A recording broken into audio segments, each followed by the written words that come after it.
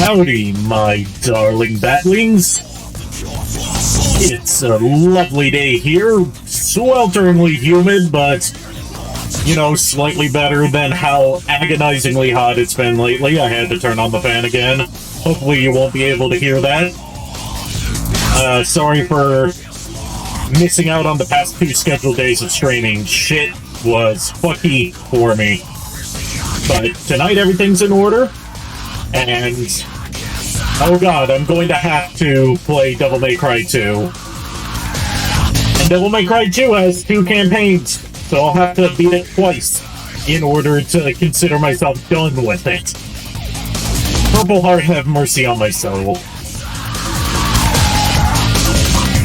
You don't hear a fan? Good.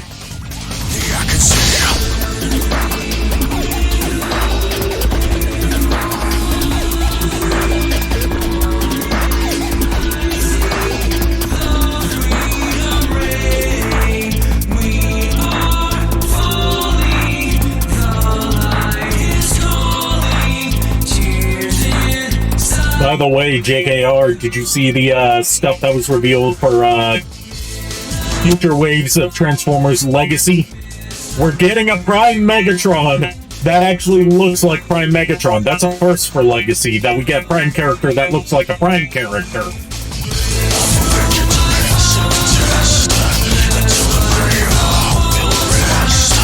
I can't believe I have to praise that, but oh my god, I'm so happy.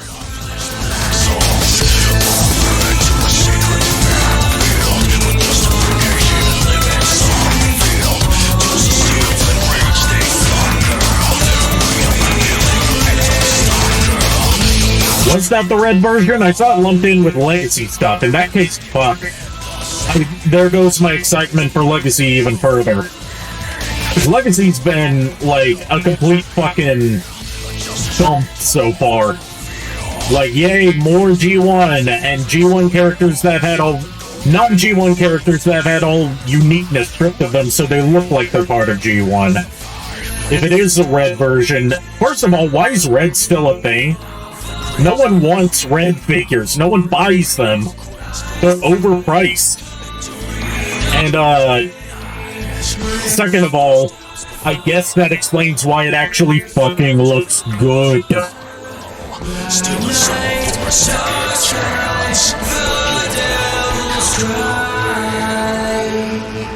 I get the feeling that the red line's like a fucking sunk cost fallacy at this point, where Hasbro's like, well, we've spent too much money establishing this whole sub-series of Transformers that no one is buying, so we can't just admit defeat because we've spent so much money on engineering these figures and clearing out shelf space for them that could easily be filled by actual Transformers. But then again, I'm not a multi-billion-dollar toy company, so what do I know?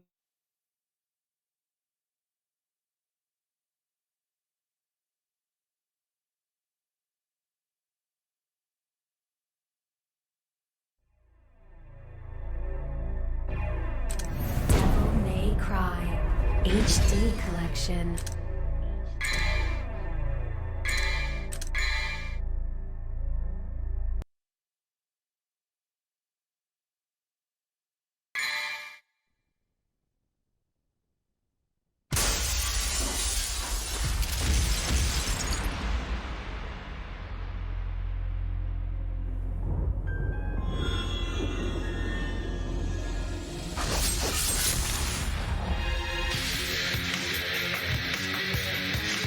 Okay, we're really doing this. Devil May Cry 2. If DMC Devil May Cry is not your least favorite, it's probably Devil May Cry 2. And it hasn't even gotten one of those, later, hindsight critical reevaluations like, DMC has. Like, everyone's just been in agreement since day one that Devil May Cry 2 is garbage. But if I'm really gonna play all of the Devil May Cry series, then I have to do this.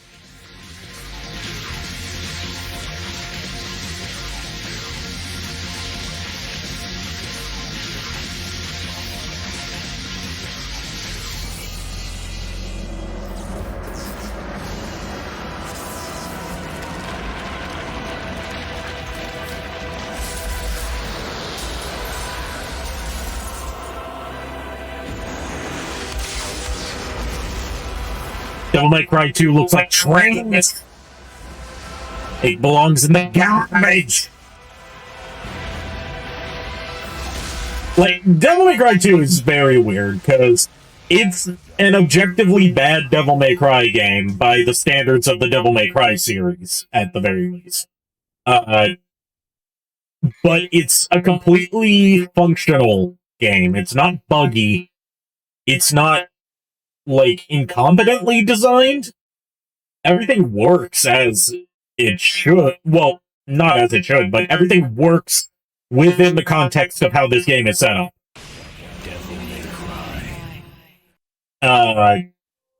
It's just everything's so marginally off that nothing looks, feels, or sounds right. It's just not fun. In an age of darkness, when the earth was overrun with Shiba, welcome! And I appreciate that sexily pose. Humanity's hope lived in a demon named Sparta. Speaking of posing sexily, while we're ignoring this opening cutscene because this game doesn't have any important lore for the Devil May Cry series that we need to worry about, I'm going to show you my most recent piece of fan art that I've gotten. I almost forgot to show that off. I wanted to show this during the last stream, but it was too unsafe so for HelloFresh. Now, here we go. This is fan art that my buddy Tashai Belmont had commissioned of Arikado lore character Ariana. Yes, that one that she posted in the Discord server. By the way, if you like my streams, you should totally join the Discord server if you haven't already. There should be a command for it in the chat. But yes, this is beautiful. And now we have a reference sheet, a proper reference sheet for people to use if they want to draw fan art over. I need to get a reference sheet done of myself, so it'll be easier to do fan art instead of just like me having to take pictures of myself in preteen. Yes, the Discord command works. Excellent. Anyways, that's enough of beautiful Ariana and her honka-donka-badonkas, ripped abs, and plump booty. Let's get into the trash!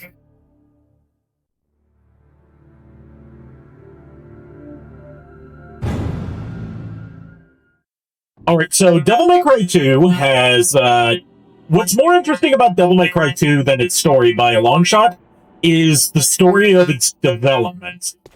There's a lot of details that we don't know and probably will never know because Japanese game companies tend to be very secretive about behind-the-scenes development stuff. But what we do know is that Devil May Cry 2 was put into production before Devil May Cry 1 was even out, without informing series creator Hideki Kamiya. There was an unnamed director at the helm who was in charge of a team that never worked on something like Devil May Cry before because it was Capcom's arcade division, specifically the same one that was responsible for Power Stone. They had no idea what they were doing. They were in over their head. And the director was so incompetent at leading his team that he wanted to yeah, the devil trigger forms are like the only thing that I like in this game.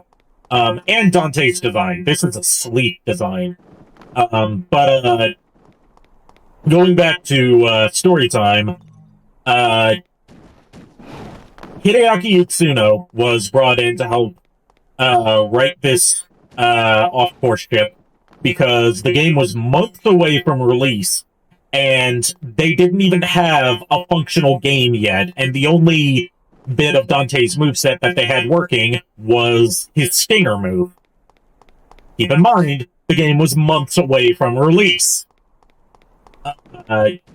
So he stepped in as the new director to help get the game into a playable state, but he also knew this game is beyond saving at this point, and the reason why he was put in charge of Devil May Cry 3 and later the rest of the Devil May Cry series is because he knew that Devil May Cry 2 was going to be a stinker, and he didn't want to be known as the guy that ruined Devil May Cry, because they didn't credit the original director who actually fucked everything up. So part of his deal for fixing everything that was wrong with Devil May Cry 2 to the point where it could actually be conceivably sold in stores. God, they need to get rid of that timer for HelloFresh because I stopped that sponsorship deal. Was I get to direct Devil May Cry 3 as well from start to finish instead of just bringing me in at the very end to fix something that an incompetent dickhead completely ruined. Like, to give you an idea of how messed up the development of Devil May Cry 2 was, apart from what I've already said, the producer who was in charge of Devil May Cry 2 at first, who's also not credited, wanted to make massive changes to the character roster and, like, completely axe Dante as a playable character, because he just didn't like Dante as a character. That's why Dante acts so differently in this game. And so, Dante. Like, he was originally a dude that wore a green jacket and jeans. Or that's what he was almost going to be instead of Dante.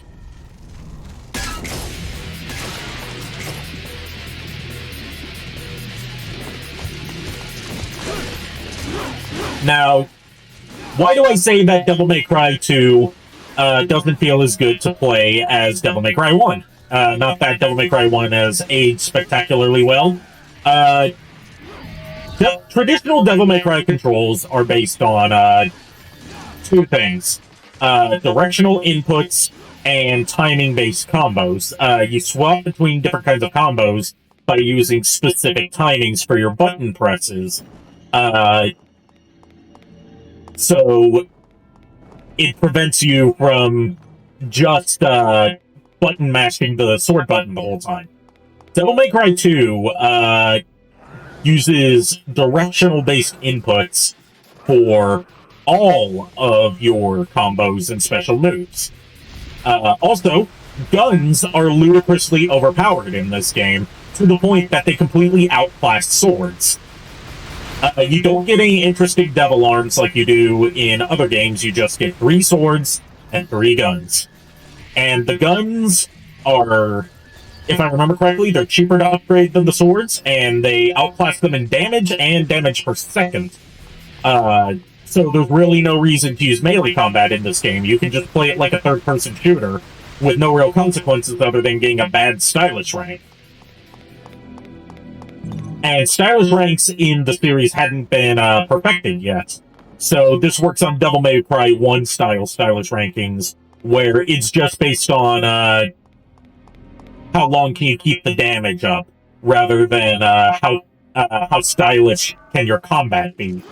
Like, Devil May Cry 3 onward would set the standard that Devil May Cry would continue to follow, and that other games in the genre would continue to follow, where it's not just about how long can you keep up damage without wasting too much time or without taking a hit. It's about varying up your combos to encourage and incentivize the player from just spamming the same combos over and over again. Devil May Cry 2 is not like that. I can't really hold that against it because that wasn't the standard yet.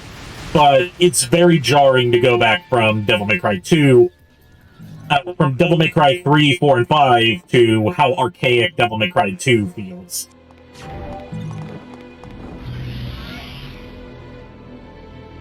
This game does have a few semi-noteworthy bits to it, though. It was the game that introduced Dante's now iconic Rebellion sword, as his default weapon. It was the first game to, seems like my diagonals are giving me some problems. Oh well. It was the first game to introduce white orbs as an orb type that fill up your Devil Trigger meter.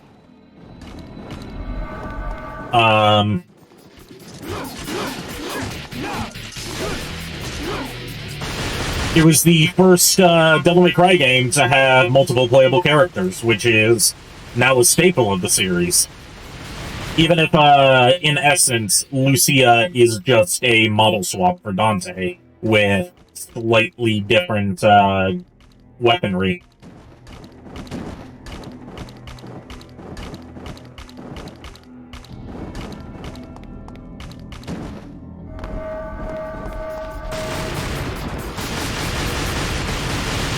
Like, given, how troubled Devil May Cry 2's development was, it's a miracle that it came out in a non-buggy state to begin with.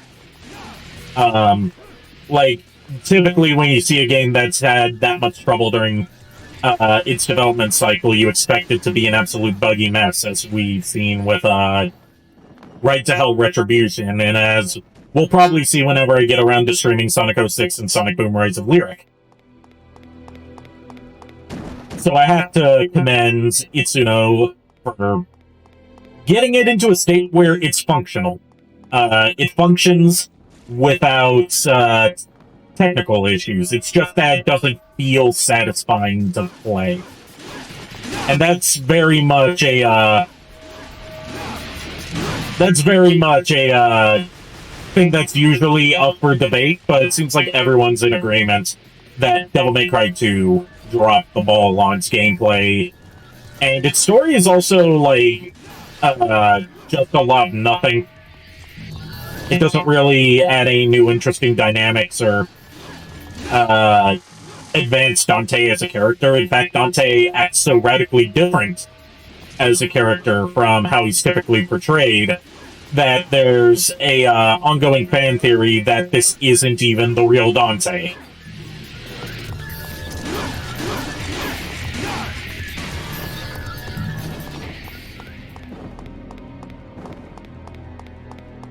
Don't mess with Dante! He'll pump you full of lead! Actually, apparently Devil May Cry 2 was, so poorly received back then that, when Hideki Kamiya got around to making Beautiful Joe, his next directorial project, in the PS2 version, which added Dante as a playable character, he implies in there that, the Dante of Devil May Cry 2 wasn't even the real Dante. It was, one of Dante's acquaintances who appears in the prequel manga, Enzo. How can I forget his name? He served as the inspiration for, Enzo from Bayonetta.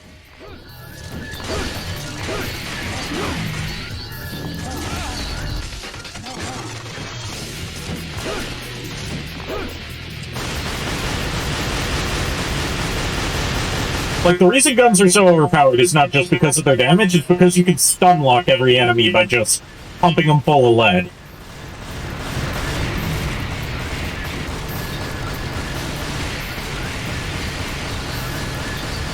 Look at this.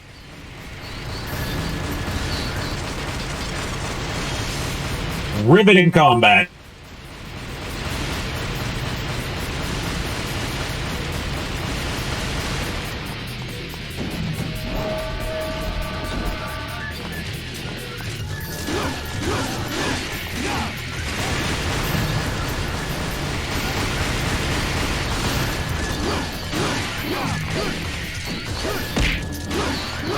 Hey, Tashai, you missed me, showing off that lovely fan art of the, beautiful Ariana. We just started Devil May Cry 2, and I was, explaining the, torturous development history of it, and how it's a miracle that it launched in not just a playable state, but in a state where it mostly functions.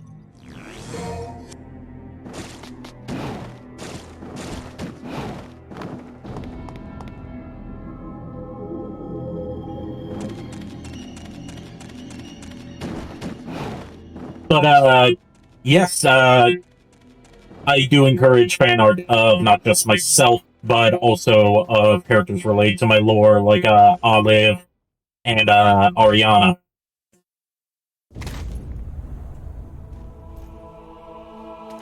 And I show off all fan art that I get on stream.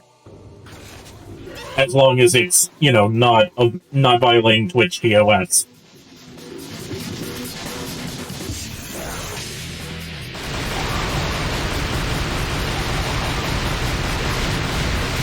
Oh no, I have to gun my way through a congress of baboons.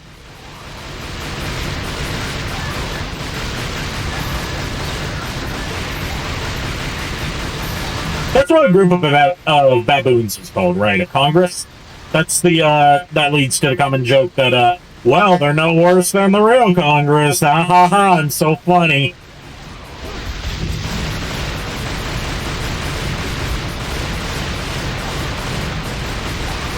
Now, here's, getting into one of the things that makes the combat not feel so good.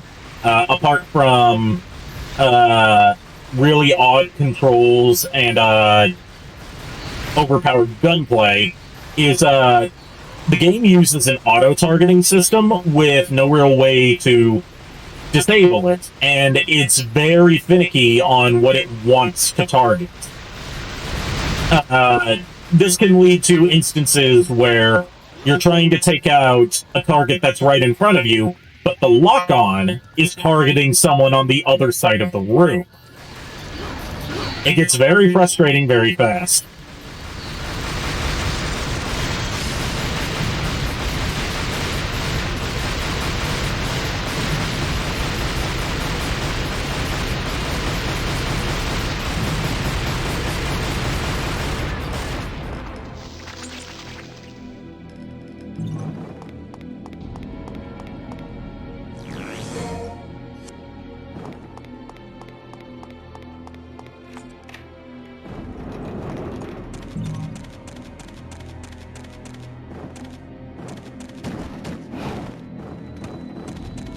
Troop of baboons. Then what's I know there's a group of... There's a primate group that's called a congress. It's chimpanzees, isn't it? I know there's a common joke about, how there's, like, the scientific term for a group of one specific breed of, primates is congress.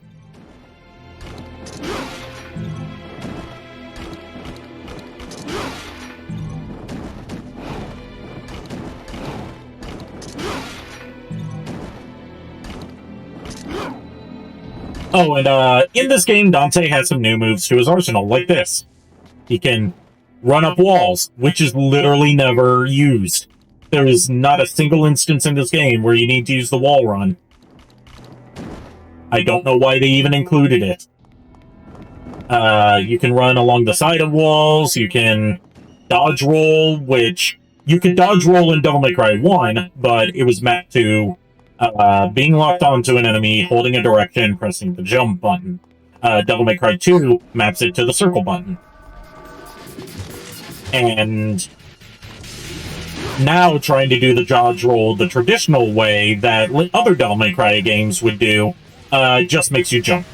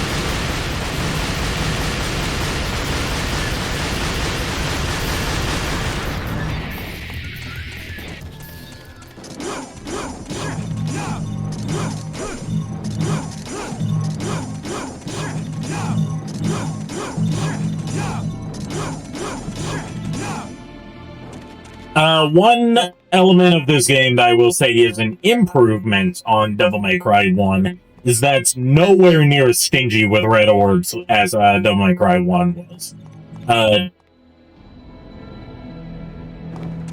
Ooh, very nice JKR. I'm looking at, in case you didn't know, that smart TV I had, the 4K one, got fried during a thunderstorm recently. I've had to temporarily replace it with like a 10-year-old LCD TV. But I'm looking at replacing it permanently with a 4K PC monitor.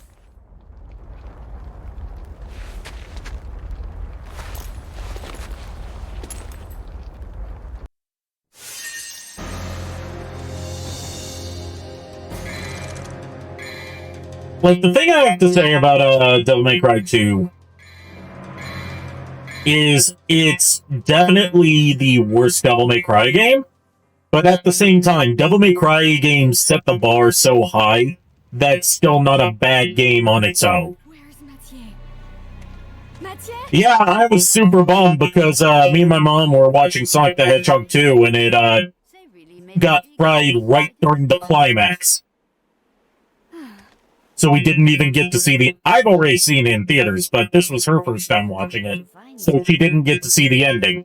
Oh, you have arrived, son of Sparta.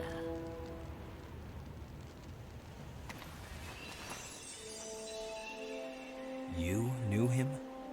Yeah, it's extremely weird that Lightning was able to fry that TV because it was plugged into a surge protector. Guardians of this land, Vidumali.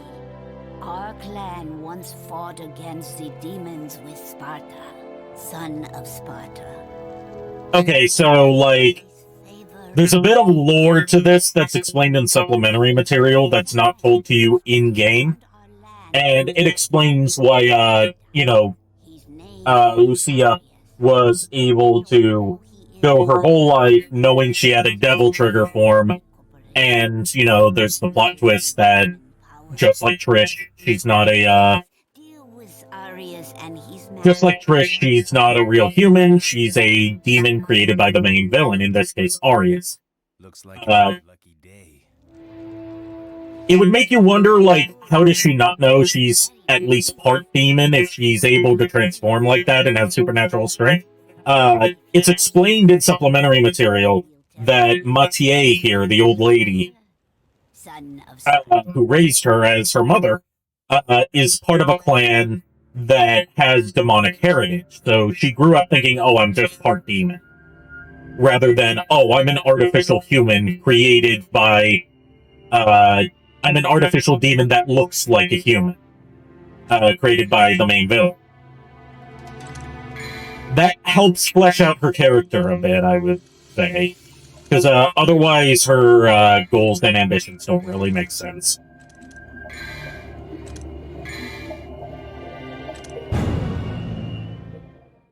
Oh, and she actually, believe it or not, she actually does come back later in the Devil May Cry story. It's just an event that was depicted in a prequel novel rather than in a game.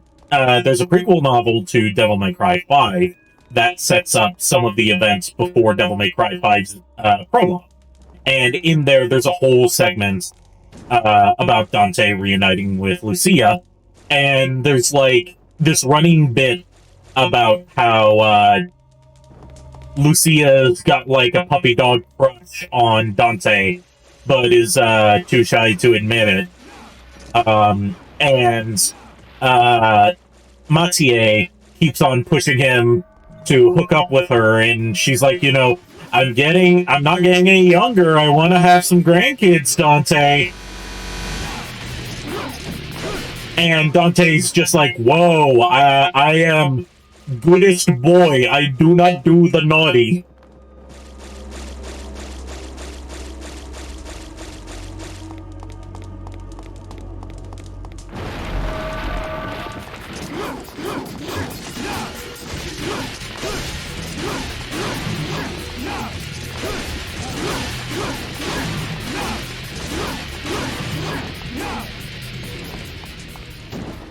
Can we talk about how the character who gives off the biggest big dick energy in Devil May Cry, Dante?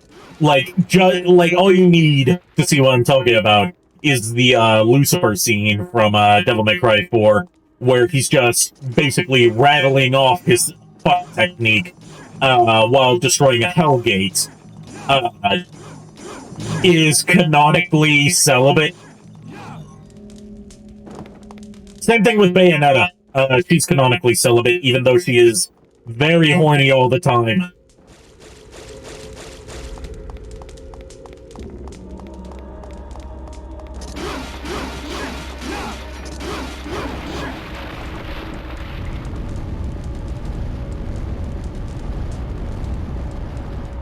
It's part of the reason, actually, that I think that DMC Devil May Cry, the reboot's version of Dante, was a bit too tryhard. Because in the opening sequence of the game, they take a good amount of time to establish, yes, this version of Dante fucked. And I'm like, okay, that's not a necessary part of the character. Yeah, I don't blame you for skipping both and just going to DMC 3. Especially since the Switch version at the moment is the best way to play DMC 3 since it has style switching.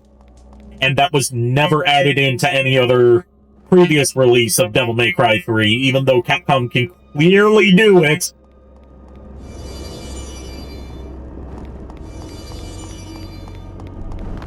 The closest you can get is a mod for the PC version that adds in style switching as well as character loadout swapping.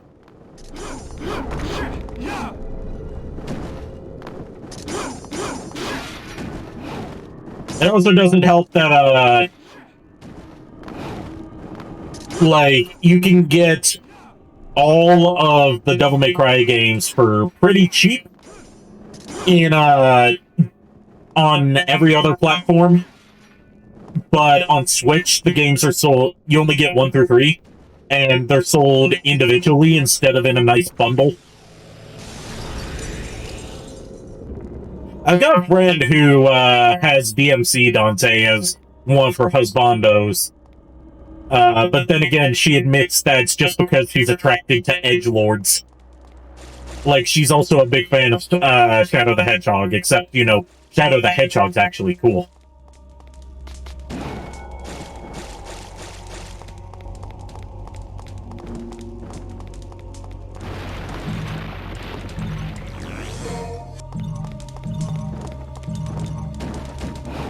Like, now that Devil May Cry 5 has come out, I've softened up on DMC Devil May Cry. I'm able to better appreciate what they were going for rather than hating it for what it's not. Now I'm in the camp of it's a solid enough game. It's not a bad game. It's just it's entirely hampered by being a Devil May Cry reboot. Like, that came with all this baggage that did nothing but harm the game from the moment it was announced.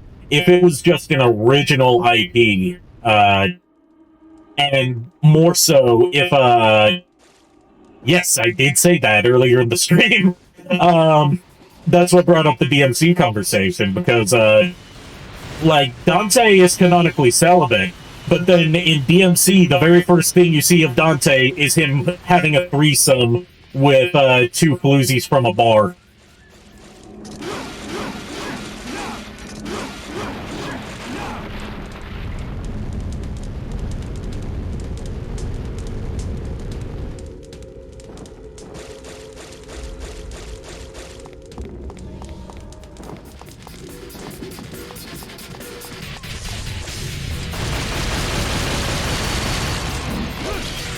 Like, the closest thing I can think of to, something that sacrilegious to, the character would be, like, the recent Halo series, how, they had Master Chief spend most of the show with his helmet off, and then he gets to have sex with someone that's not Cortana. Like, I don't know how sex with a hologram would work, but I'm sure in the future year that Halo takes place in, they have a way to do that.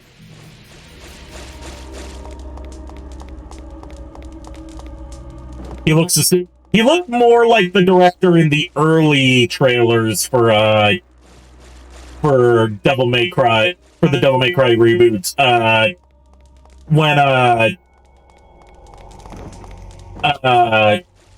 When it was supposed to be the original Devil May Cry 5 and be a prequel rather than a complete alternate continuity story.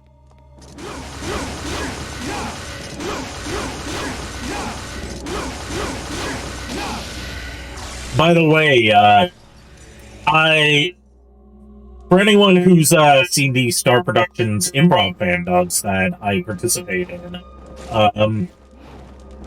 we finished recording Devil May Cry 4 not too long ago. No idea when that's going to be out. It's probably going to be after Resident Evil 4 because that's been on the back burner for a while.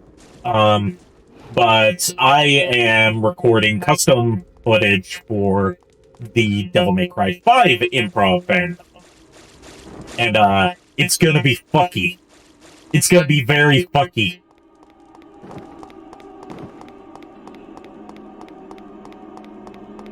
I'm not spoiling why it's going to be fucky, but like I'm using mods, some that are like officially requested by the director, Nade, and a couple that I threw in on my own just to catch people off guard.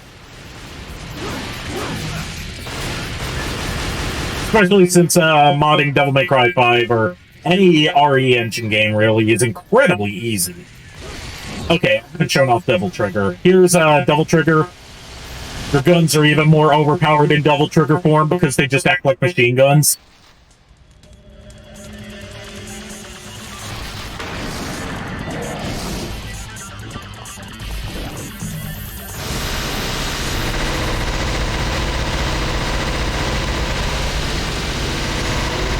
I would highly recommend watching. They didn't do a fan dub of Devil May Cry 1 or 2 because there's not enough cutscenes in there to get a fan dub out of.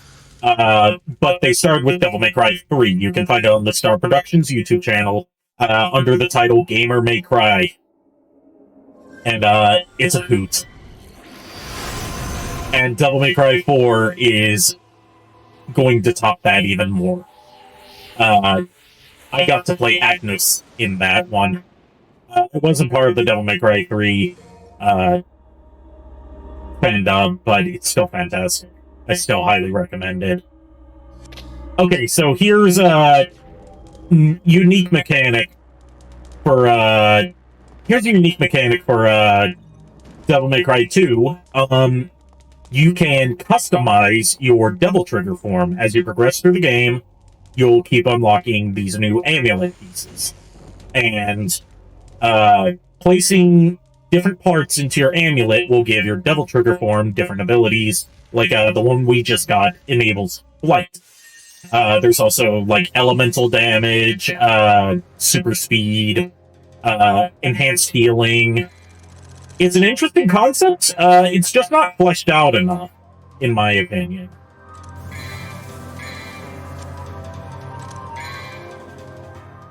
Because, like, apart from one segment in the level we're about to play, there's not really any instances where you need a specific amulet loadout.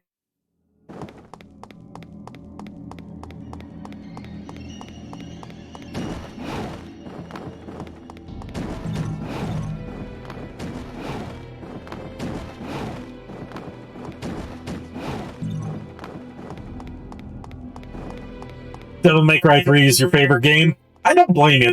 A lot of people seem to, their favorite game is either Devil May Cry 3, Devil May Cry 4, or Devil May Cry 5. You'll very rarely find someone who says that 1 is the best, and nobody says that 2 is the best.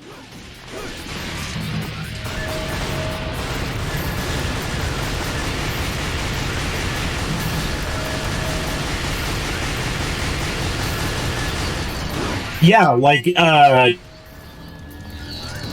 Devil May Cry 2 was so toxic to the series that for the longest time, they had it established that Devil May Cry 2 took place in some far-off year in the Devil May Cry story at the very end of the timeline, and then every other game took place at various points before it in the time. This was eventually retconned in the lead-up to Devil May Cry 5, believe it or not, where Itsuno decided Devil May Cry 5 is going to finally be a game that takes place after Devil May Cry 2, and he also rearranged the order of the games that already come out. So they told a more cohesive narrative. Dante's so moody and bland and kind of off in this game because the current way the timeline goes is this game takes place after Devil May Cry 3 and Devil May Cry 1, where Dante is still reeling over having to have killed Virgil in Devil May Cry 1. So he thinks that he's all alone now. His brother slash eternal rival is gone forever. And then Devil May Cry 4 happens. He finds out that Nero's there. He's a descendant of Sparta. And that's why he's back to his usual cheerful self.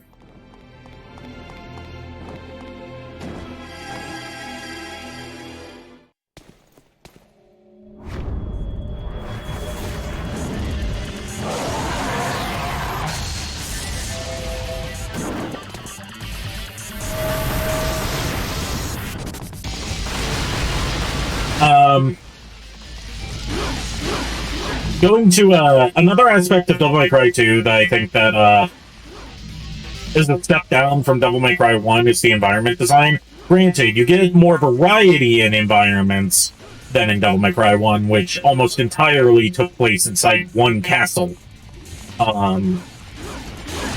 But everything feels a lot more generic in Devil May Cry 2. There's no environments that you can look at and be like, ah, yes, that's from Devil May Cry 2, because it distinctly looks like something that's part of Devil May Cry 2's world.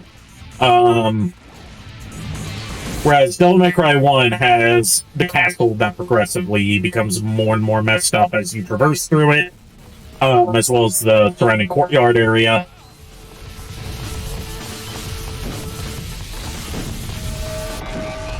And Devil May Cry 3 has all sorts of stuff in it, but because you're not just traveling through a tower in that game, it's a tower that leads directly to hell.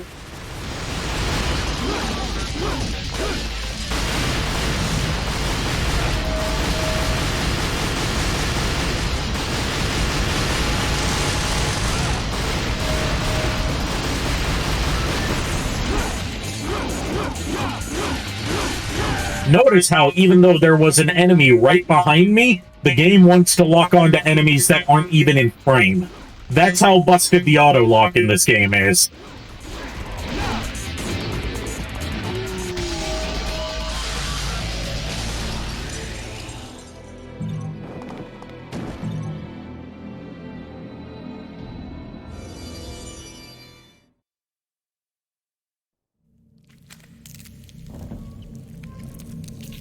Alright, it's time for our first boss.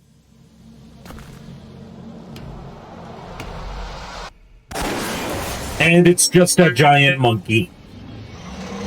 It's a giant hairless monkey.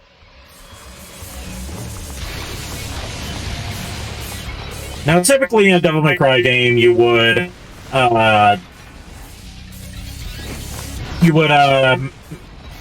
memorize its patterns to find openings where you can damage it. But since this is Devil May Cry 2, I'm just gonna go Devil Trigger.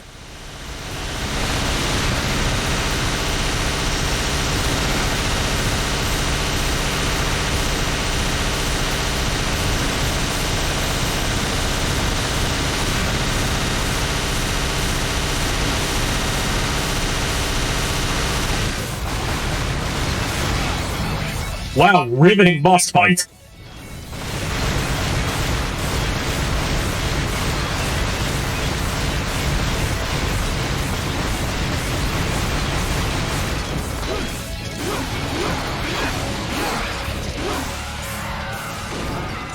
And there we go. There's the first boss down in like a minute, I think.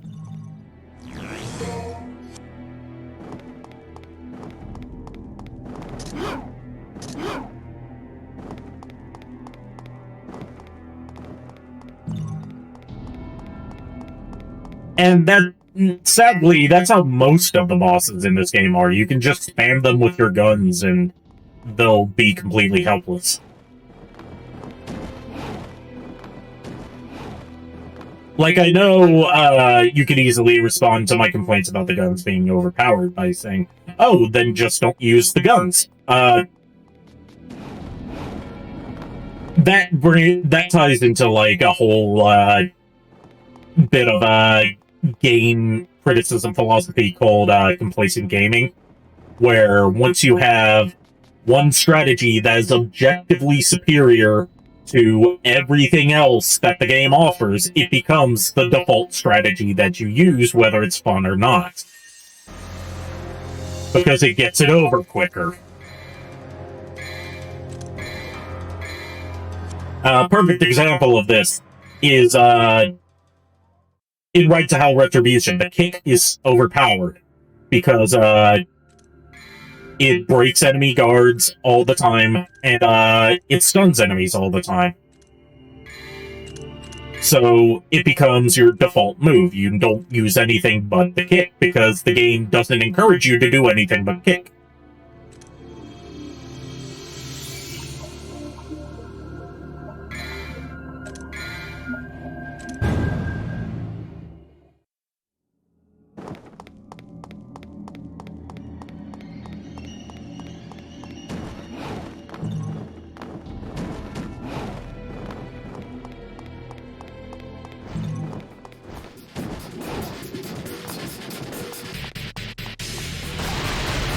You got summoned away. Just a little talk about game design snafus that this game has, where using guns is so ludicrously overpowered and objectively better than every other combat maneuver in the game that becomes your default way of playing if you know what you're doing.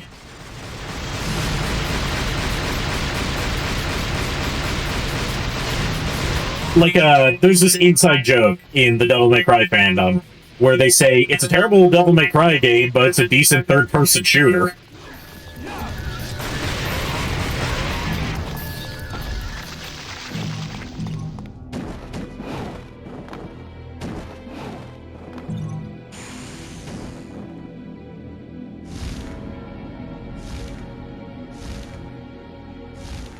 Yes, I used the Right to Hell kick as an example of complacent gaming, where the kick is so overpowered in Right to Hell that the game actively discourages you from ever trying anything else, because you'll just get your ass kicked.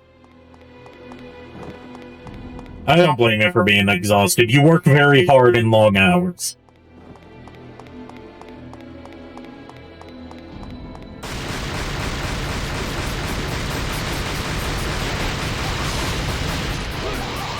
Like, literally the only thing you miss out on by spamming the guns instead of using the swords is it doesn't count towards your combo multiplier.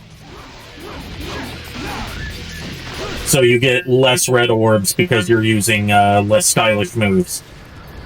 But in the long run, it gets the game over faster.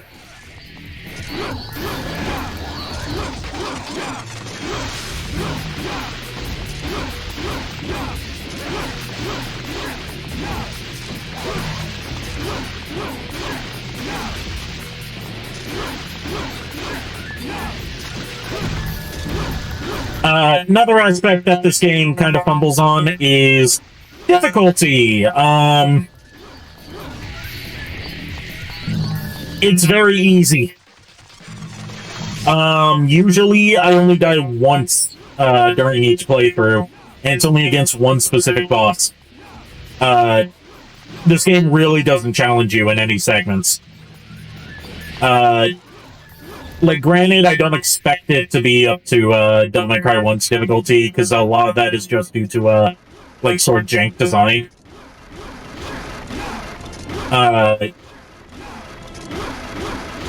Devil May Cry 2, though, leans way too heavily on being easy.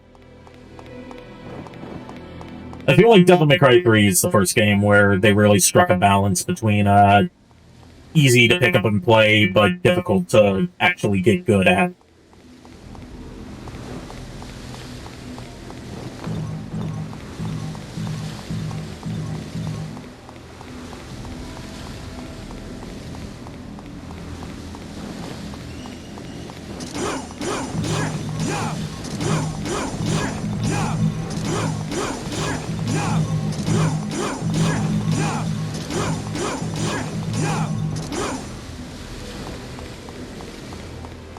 So, I saw this thing on Twitter lately. I'm a fan of Silvervale from VShojo. And, she posted on her Twitter that she had opened an OnlyFans. And she posted a link to it. And me being the bannable offense word that I am, I went to check it out. And, turns out she got us. She got all of us. Everyone who checked it out, she got them all because the OnlyFans page was an OnlyFans page for Rick Astley. And the name of the page was You Just Got Rickrolled.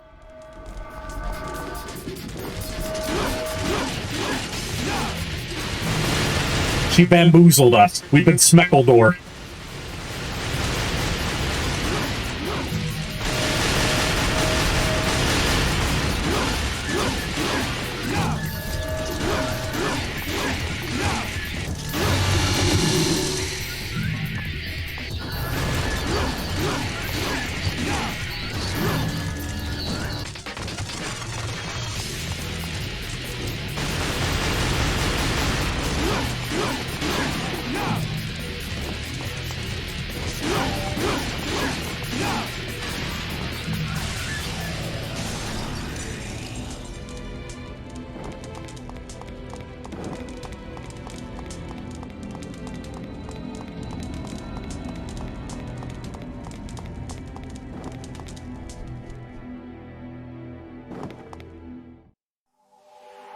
Alright, this is, the only other... This is the level where, like, there's a part that requires using a specific amulet combination, and it's just using the part we get here that gives us super speed. The rest of the game never really requires you to do anything with specific amulet loadouts. Kind of disappointing.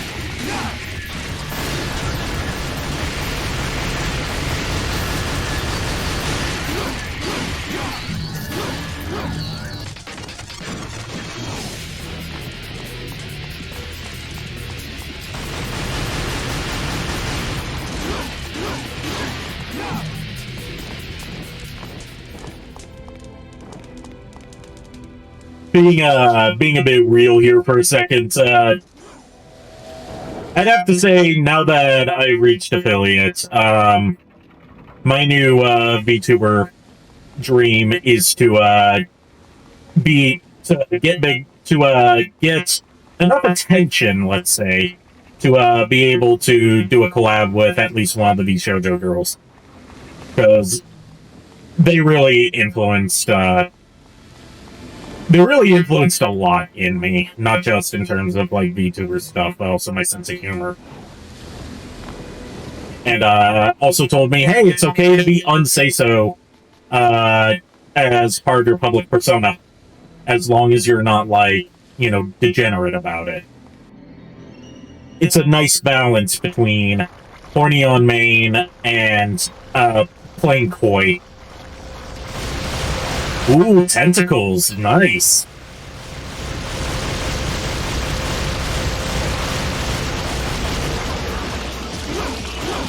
Dante about to get tentacled.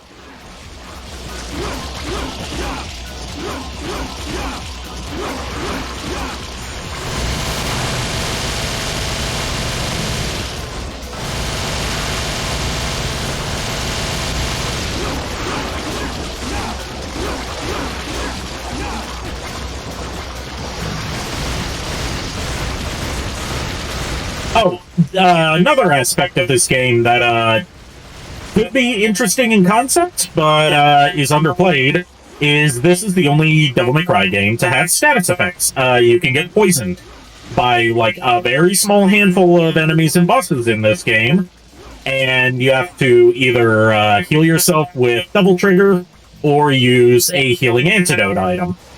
But it's so uncommon for it to even happen in this game that you're not likely to even notice when you're poisoned.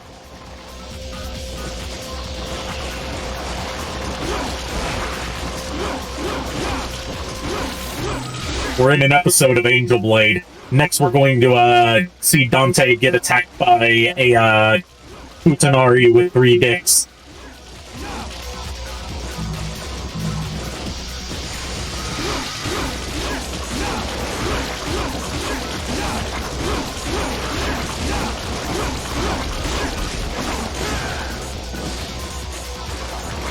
Like, right now I'm poisoned. All it does is slowly drain your health. But it wears off eventually.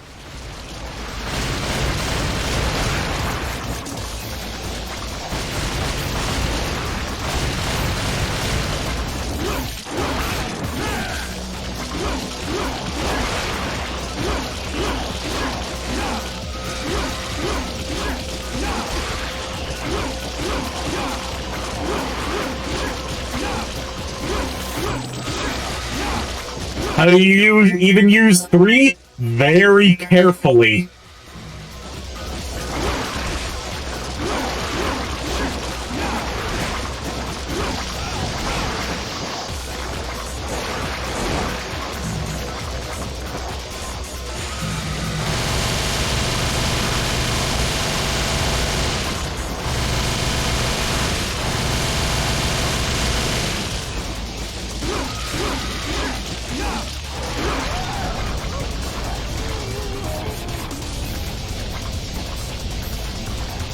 I haven't seen enough of Angel Blade to know exactly how 3 are used. I just know that the character Nail Kaiser, who's like the second in command to the main villain, Phantom Lady, can summon 3 dicks.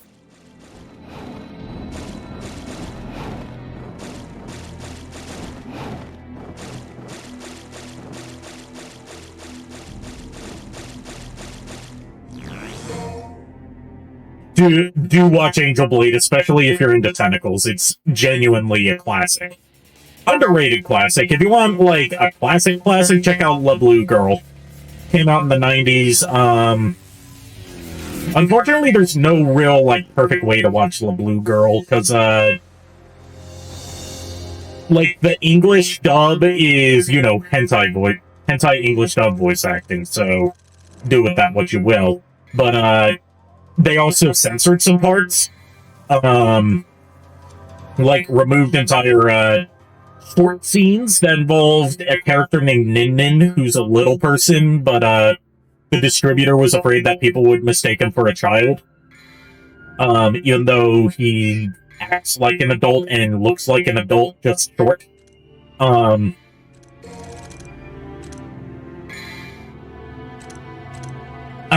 And then the Japanese version is, of course, censored, in terms of, like, you know, mosaic stuff. So, currently, there's no perfect way to watch, La Blue Girl, but it's one of my favorite, hentai series. My favorite of all time is Hatsuinu, because it's just wholesome. If you want to see, like, top-tier English VA in hentai, in terms of, like, they know they're in something terrible and they're just running with it, look up the English dub of, I think it's called Midnight Strike Force. It's either Midnight Strike Force or Midnight Strike Squad. And in that one, like, it's almost like an abridged series of itself, but of a hentai. Because they just, like, they did the Ghost Stories thing of, like, just turning it into, like, a parody of itself. Like, the original Japanese version is, like, this spy story about, 3 government agents going undercover as nurses at a hospital that's actually a secret headquarters for a cult, that's been, kidnapping women. But then the English dub is, like, one of the characters, has stuff like, one of the characters gets, a martial arts trophy that has an eagle symbol on it, and she says, "I've been given the bird!"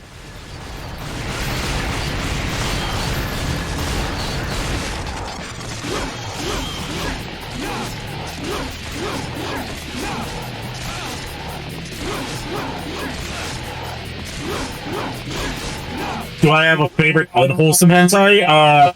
Apart from La Blue Girl and Angel Blade, I don't really watch too much unwholesome stuff because I'm very, like, I'm a very boring person when it comes to that.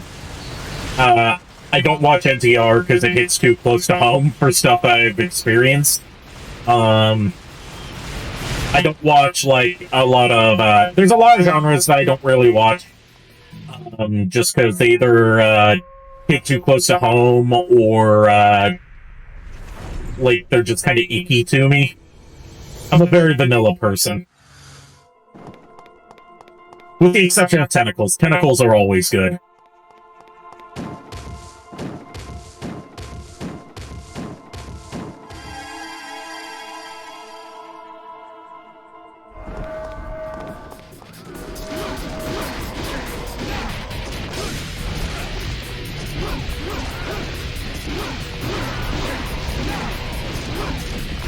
I love how Devil May Cry 2 is such a nothing game, giving me so little to actually talk about in terms of what the game is like, that we're just having a discussion about our adult entertainment tastes.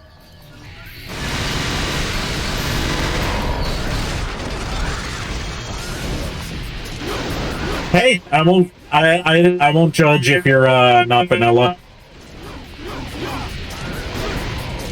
The only reason I will ever kink shame you is if your kink is humiliation, in which case you should definitely be ashamed.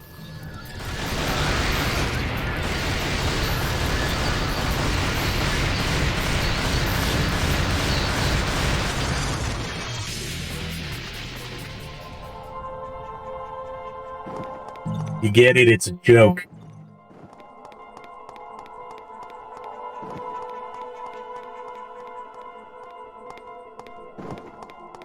Because someone who's into being shamed would, totally love being kink-shamed.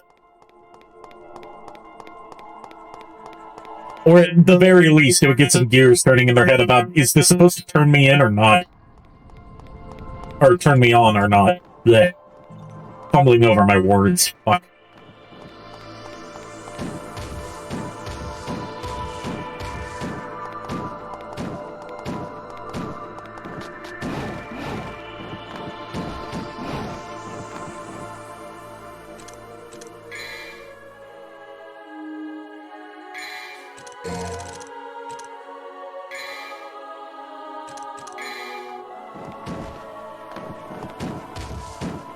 I remember hey Miles, glad you could make it.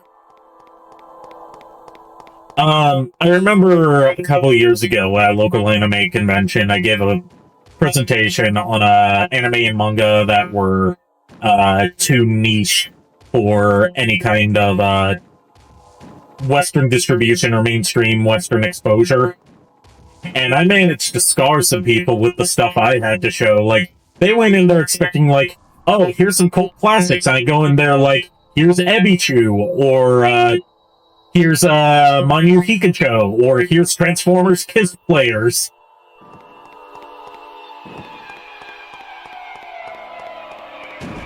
There was I distinctly remember, I very distinctly remember, there was, like, one person for the final, video that I had to show, during that panel. She, like, it was a scene from this, one-shot OVA, based on a, very obscure, hardcore ecchi manga called Kagaku no Yatsura. And, like, there was just so much to take in that was happening during the clip I showed. And this poor girl was there, like, covering her eyes and having her boyfriend cuddle her because she was like, I did not sign up for, busty Nekomimi girls getting, groped by robot hands. Imagine if this was remade as a good game. Yeah, I think that bad games need remakes more than classics do. Classics can do with just a port, in my opinion. Maybe, tweak the controls to be a bit more up to modern sensibilities. But I think it's the bad games that, I think it's the bad games that need, from the ground up remakes more than, like, say, fucking Resident Evil 4 does.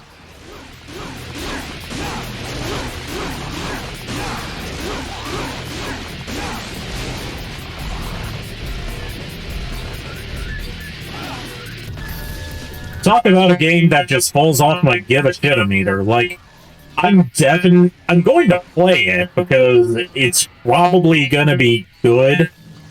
But, like, Devil May Cry 4 is one of the most heavily ported games in Capcom's library. It doesn't need a remake, because it's already available on almost every platform since 2005. And, like, what is there? Yeah, Code Veronica needs a remake because it has problems that need to be fixed. With Devil May Cry 4, it's like, what is there to fix with it apart from, like, making the controls less tanky?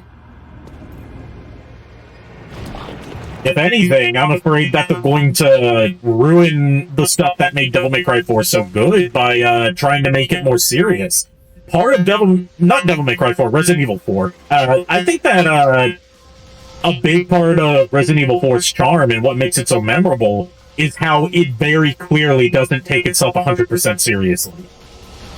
But, since no one involved with Resident Evil 4's creation is, like, left at Capcom anymore, I'm afraid that they're gonna be like, oh, we're going to make it dead serious like we did with, the other Resident Evil remakes. So, talk about enemy design. We're just fighting tanks now. And then there's, like, 1,000 boss fights against the same fucking helicopter. Also, don't you just love how the tank shells can clip through other tanks instead of, you know, how about,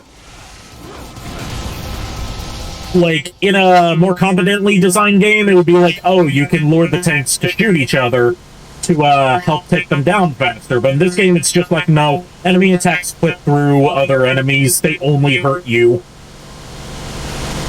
Like, Doom got this right in 1993. I don't know how Devil May Cry 2 didn't catch on to that.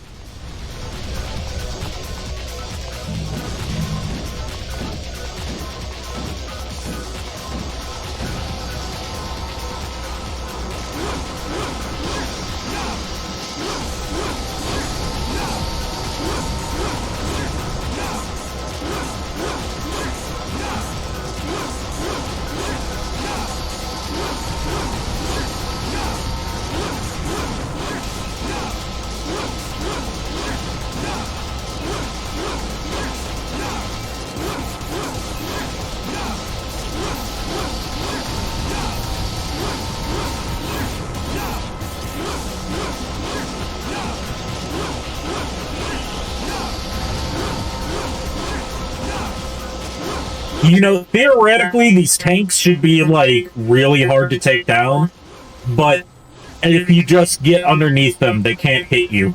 They don't even move, so it's not like they can run you over.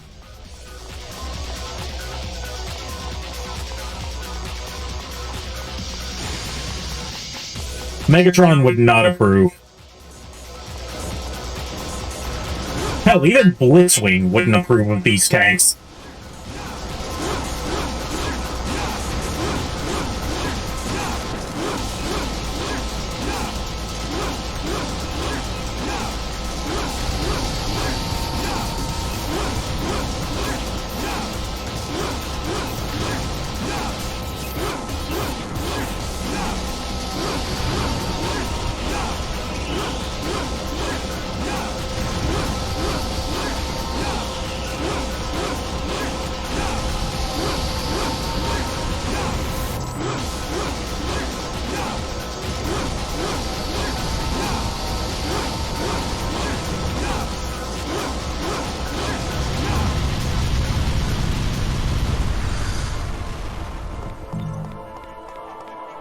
See, giving the tanks a robot mode would actually make them cool, and we can't have cool stuff in Devil May Cry 2. Apart from Dante's outfit, that is very cool.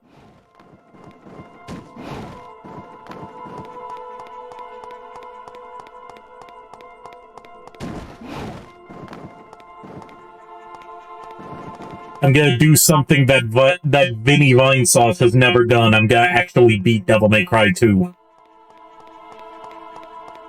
Because Vinny was like, it became a meme on his channel to ask him to play Devil May Cry 2, and then he finally played Devil May Cry 2, and then he just gave up partway through because it bored him so much.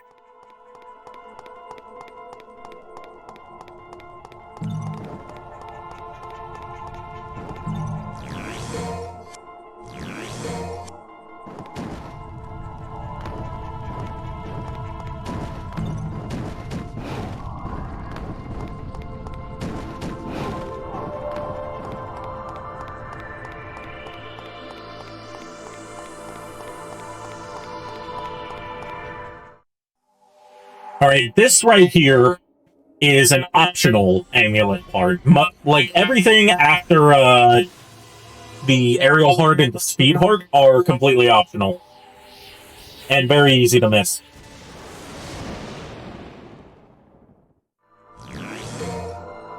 Offense heart. This one increases your attack power during Devil Trigger.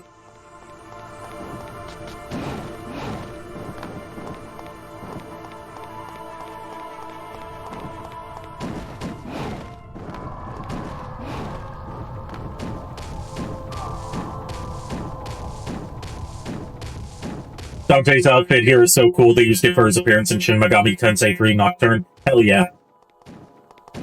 That's actually how I discovered Shin Megami Tensei, was reading a little snippet in Tips and Tricks magazine when Shin Megami Tensei 3 Nocturne was coming out in Japan, about how it had a cameo by Dante.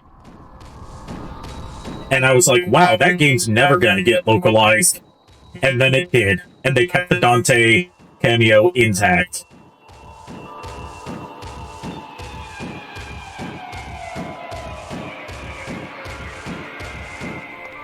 And then in the HD remaster, they charged you for Dante.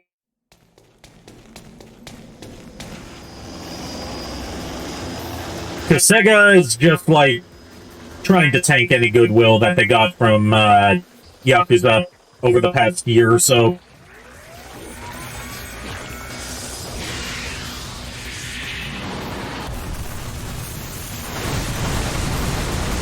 Alright, here's our first fight with the infested chopper. Oh boy, so fun. I won't get sick of this very quick.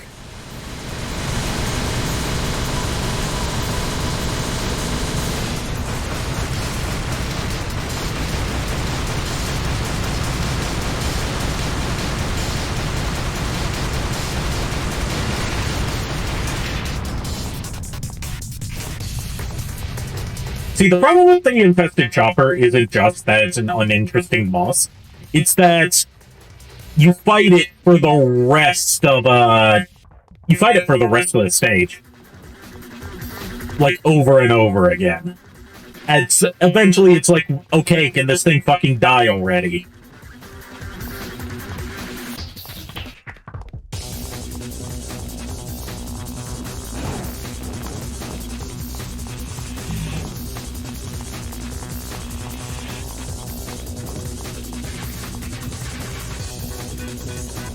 Shin Megami Tensei, yeah, I often hear that Shin Megami Tensei 4 is the best place to start if you're a newbie to Shin Megami Tensei.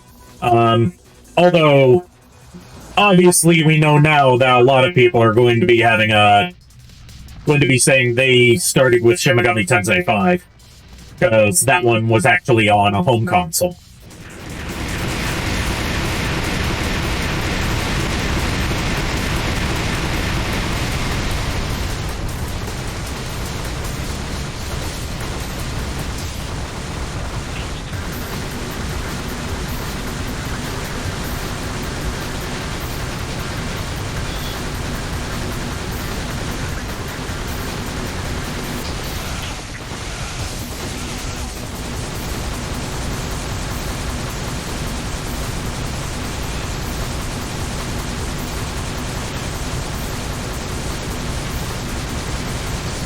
Oh boy, such a fun fight!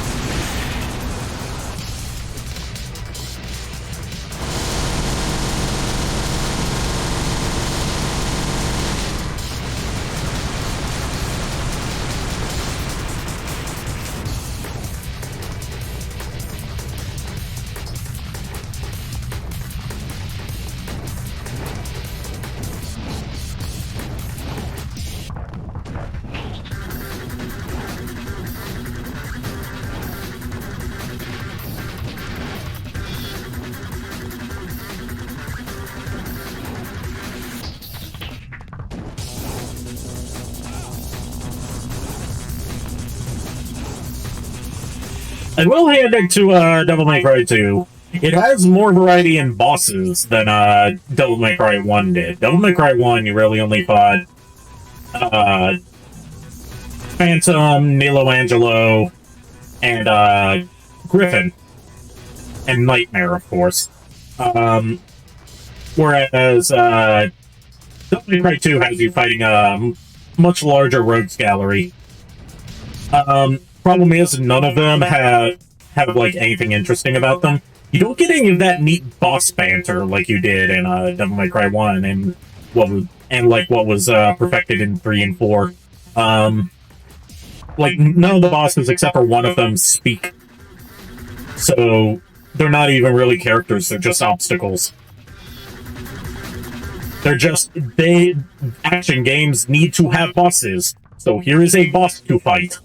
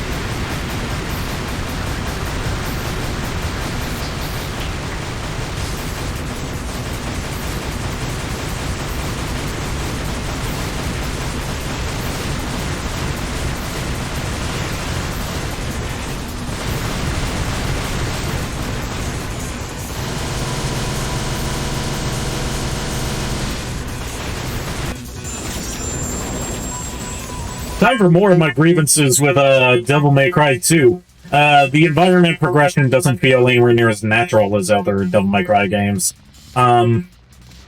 I get that this was only the second game in the series, so there was a lot to still work out about how that should work. But at the same time, it's like, you start out in a rustic European village, then you immediately transition to a metropolitan city full of skyscrapers, and then you go to an oil rig, and then suddenly you're in some ruins, and then you're back in the city. Like, none of these nothing feels like it leads to another area naturally. It just feels like these are video game levels, and these are the order that you play them in. There's the ruins level, there's the village level, there's the city level.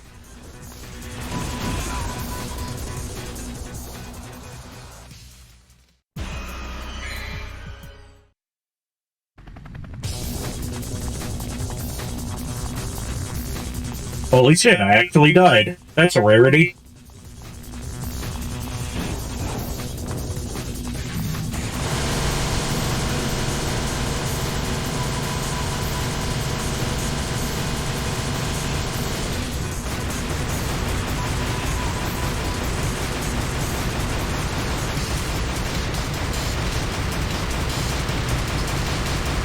I can tell that Shin Megami Tensei 5 is not trying to its attempts to be like Nocturne just from looking at the character design of the protagonist.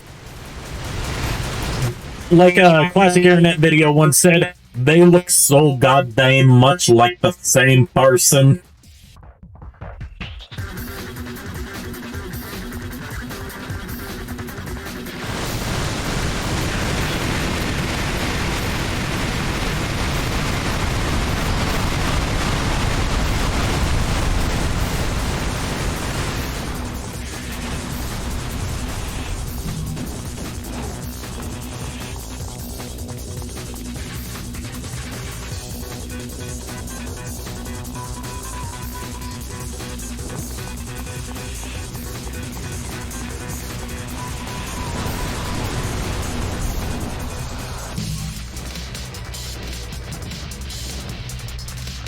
I believe there's something down here for me to get, if I remember correctly.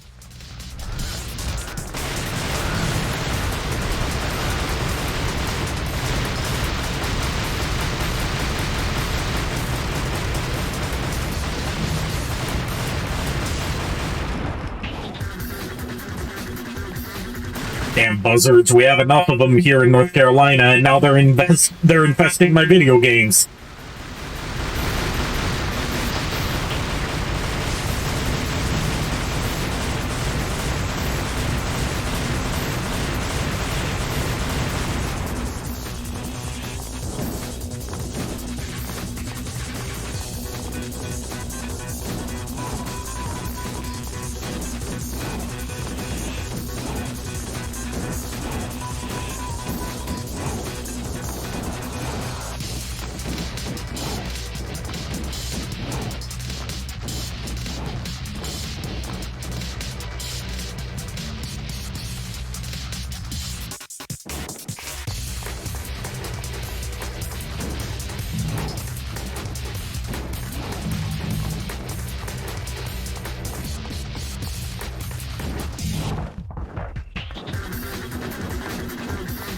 Speaking of Shin Megami Tensei games with greatly designed protagonists, can we talk about how Persona 3 Portable is finally getting a proper re-release, and Persona 3 Portable did not, if I remember correctly, it did not come to Switch, which is a portable console. So it's Persona 3 Portable only for non-portable consoles and PC.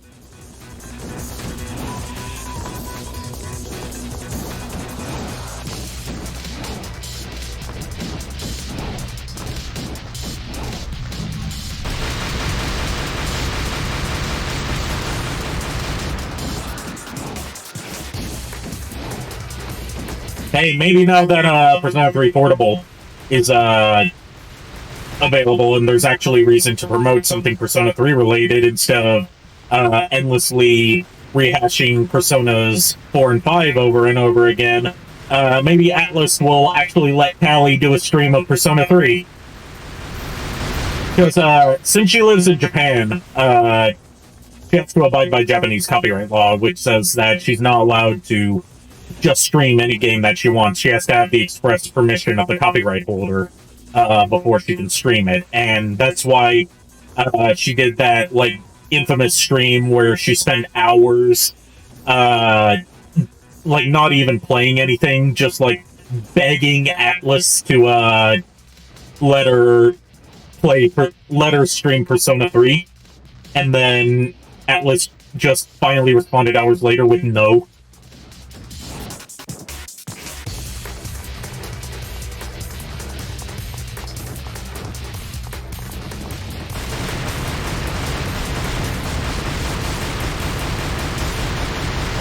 Yeah, again, Atlas is very weird when it comes to streaming their games.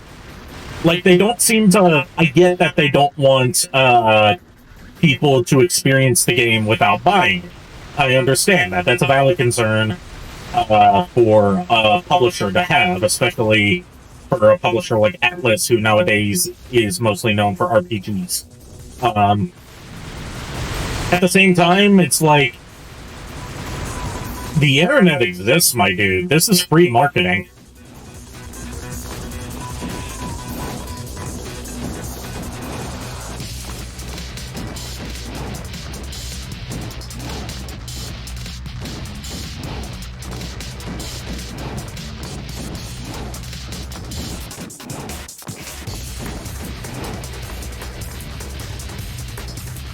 Oh boy, the chopper's back. Get to the chopper, more like get away from the chopper.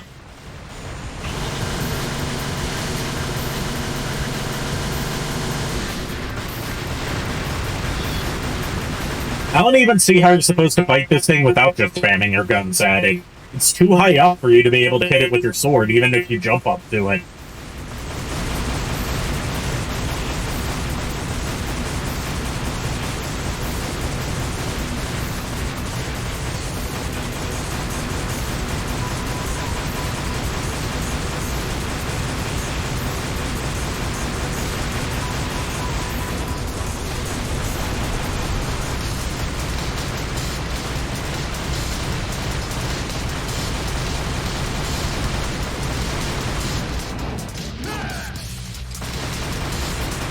See, I can't understand why this...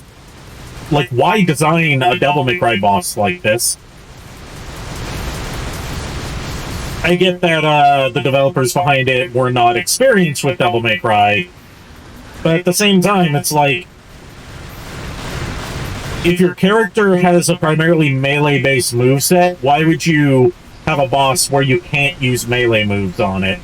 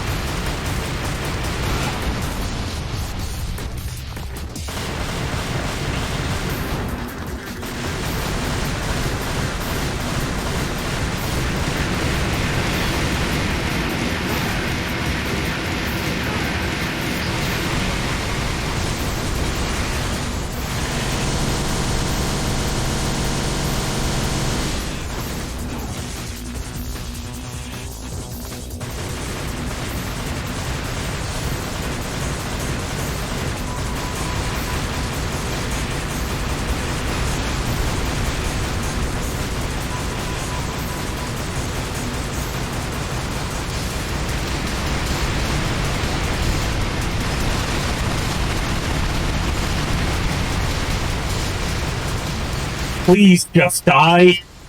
I want to be done with this level.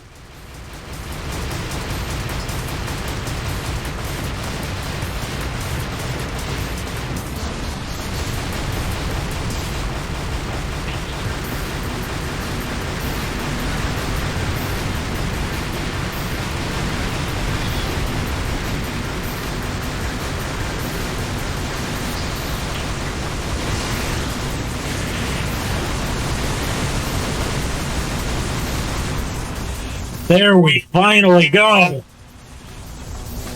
Oh no, it crashed right into Dante. Oh.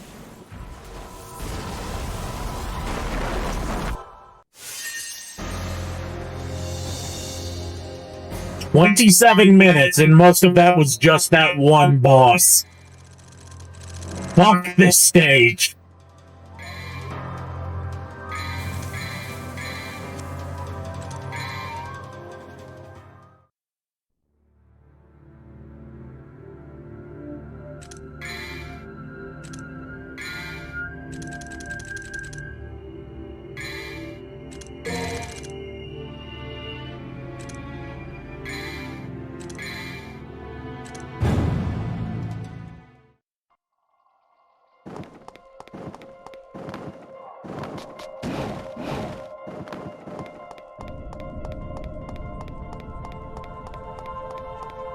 If I remember correctly, because it's very hard to remember specifics about Devil May Cry 2, because so much of it just blends together, this is another, like, primarily boss-focused stage.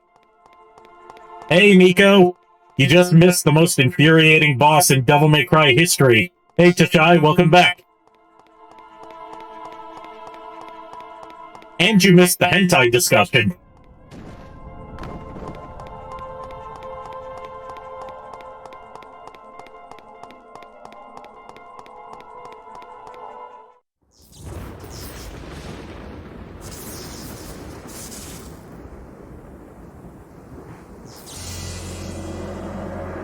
Okay, here's something I can definitely commend this game for. These pre-rendered CG cutscenes look fantastic for the era they came out in.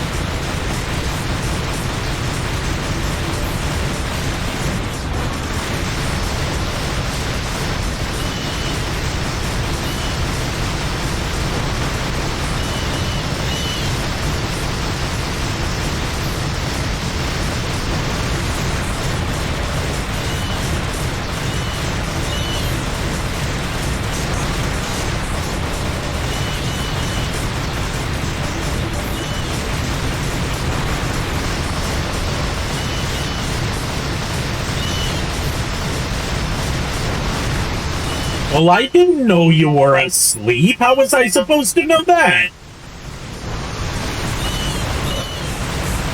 And now Olive's borking at something, and I have no idea what.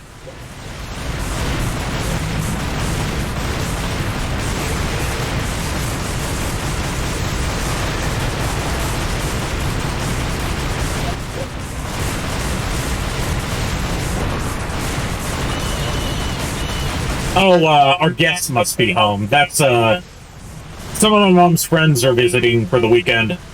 And they were out on a, picnic. Wah, wah, wah, wah. Yes, exactly.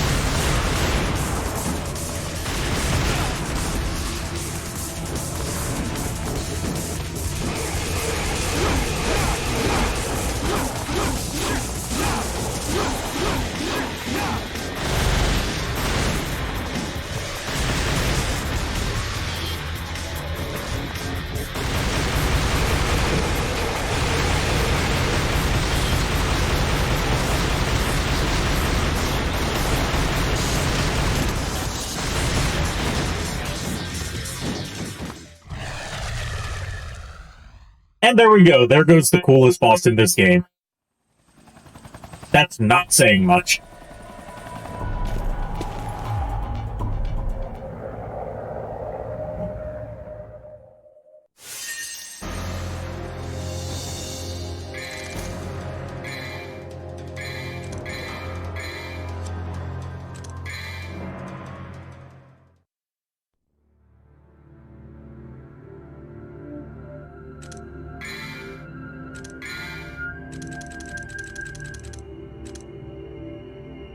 Hydrate. I need to grab a bottle of water to do that.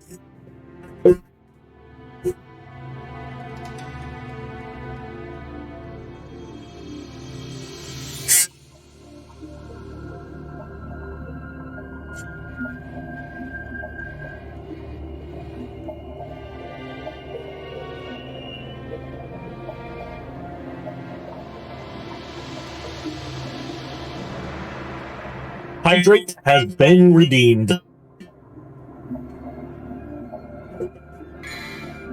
Hydration has occurred.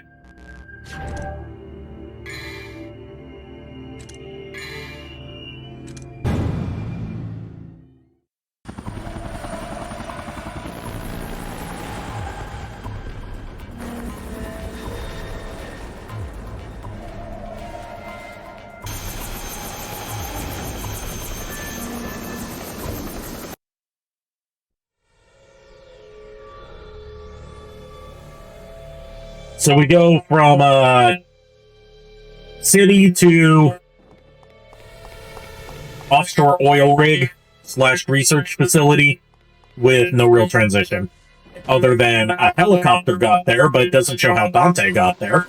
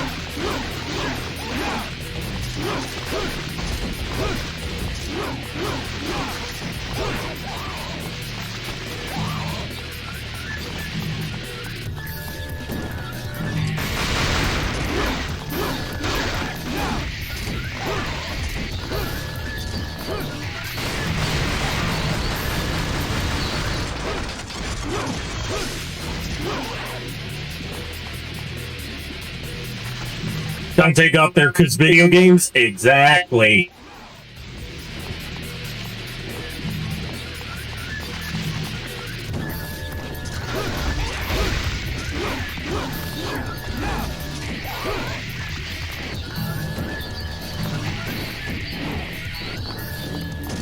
You know, it's odd that they got a whole new voice actor for Dante in this game. Just to give him, like, no lines. It's very Metal Gear Solid 5-y, where, they got a new voice actor for Big Boss, just to not have him talk.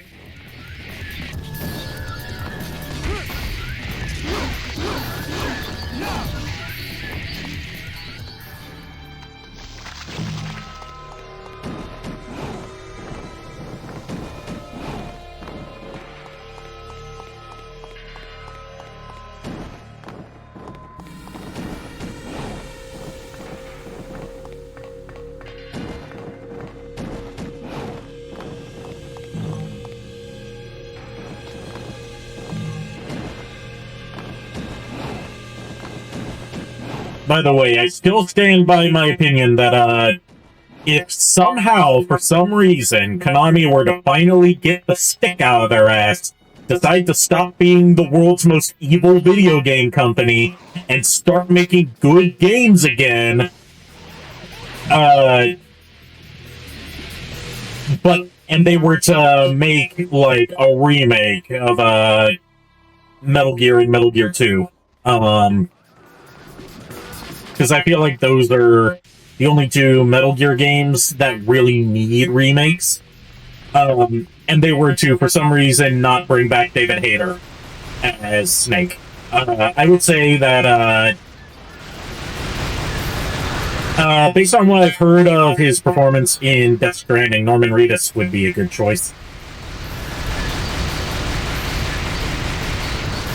He already sounds very snaky. Just with a bit more of a southern twang to his voice.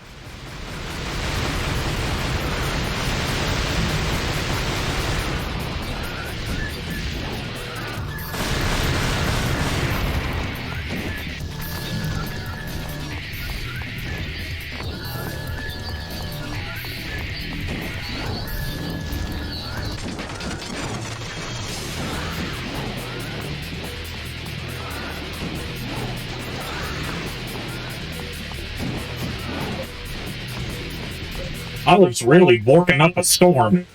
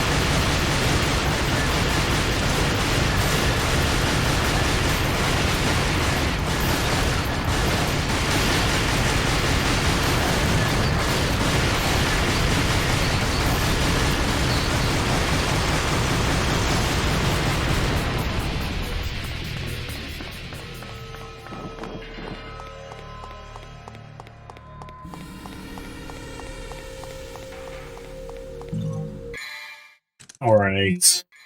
In order to get up there, we need to equip the aerial heart. This is an optional, I think it's optional, amulet upgrade, but I always get it anyway.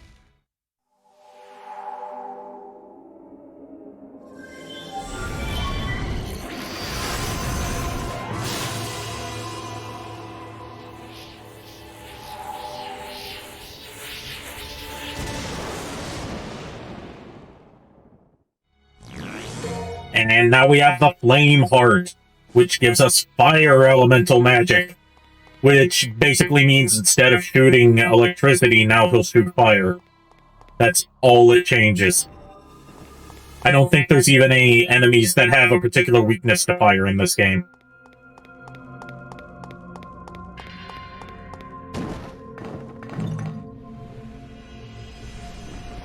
Or if they do, the difference is so negligible that they might as well not have a weakness to fire.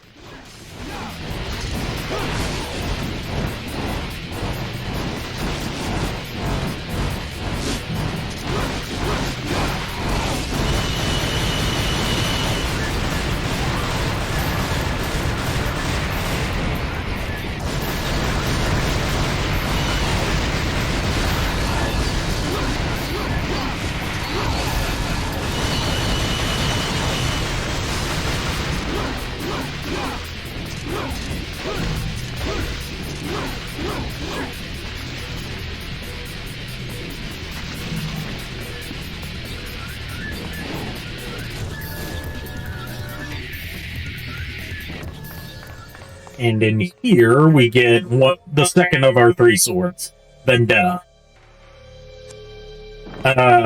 It is functionally identical to Rebellion, except it deals slightly more damage.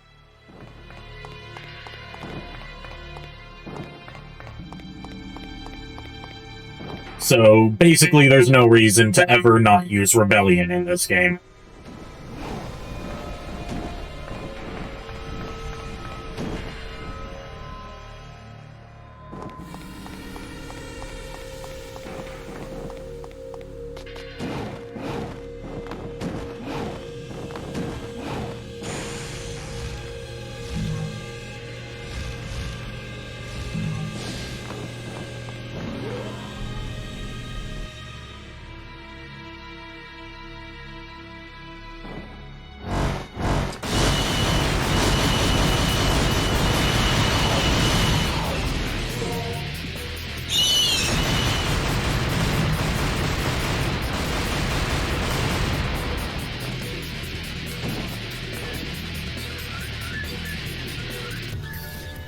And now we just awkwardly ride this slow elevator all the way down now that all the enemies are dead.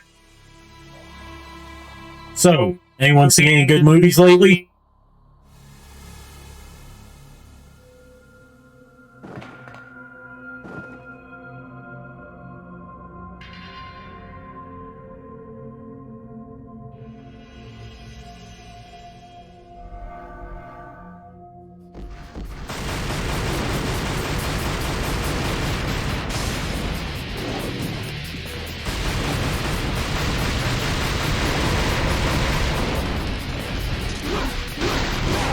You know, I still haven't seen a single Jurassic Park movie.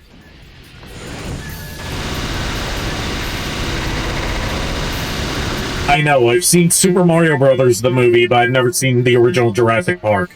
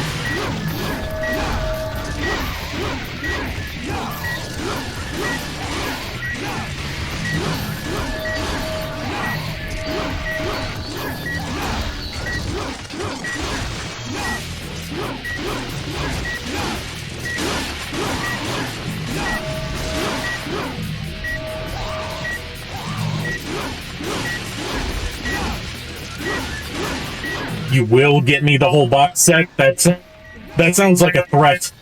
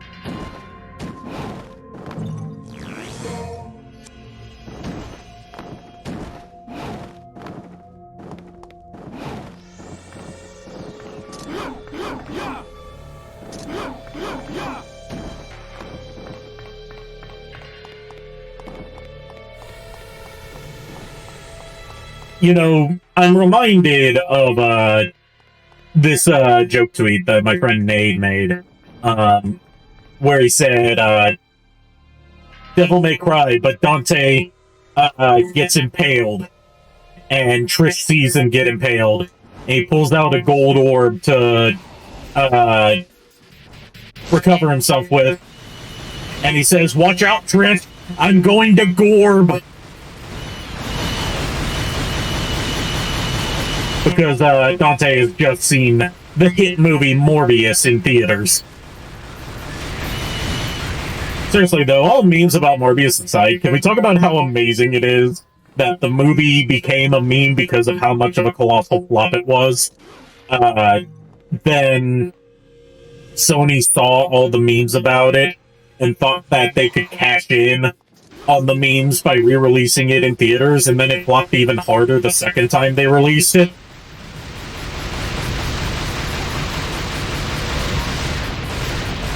That's just expert level trolling right there. And I approve.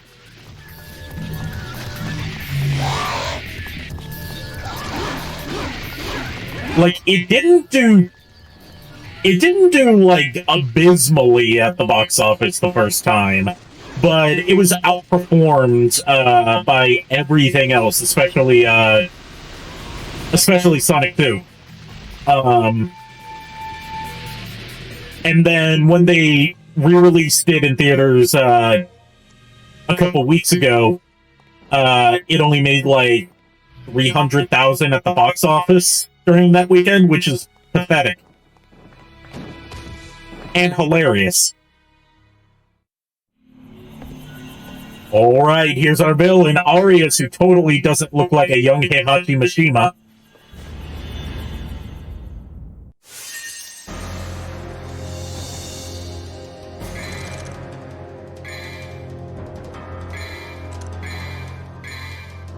Now there's I shit you not, there's a petition now to get Morbius re-released in theaters again.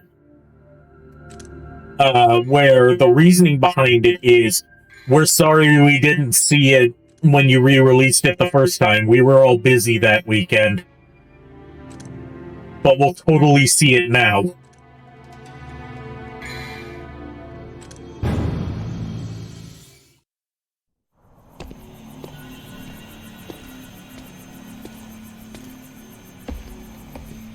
Alright, here's our big bad.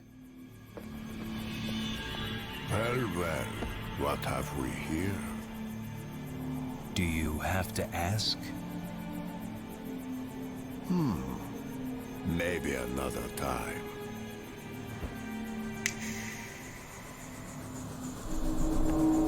Another thing that the prequel novel to Devil May Cry 5 establishes is that, if you remember in Devil May Cry 4, you had the Order of the Sword making their own demons. And, Agnus was the man in charge of overseeing demon production and the Ascension ceremonies to turn humans into demons. The prequel novel to Devil May Cry 5 establishes that Arius was a researcher for... Not Arius, Agnus was a researcher for Arius' corporation, Ouroboros, and worked with him on demon production projects. And when he was recruited to the Order of the Sword, that's why he was hired.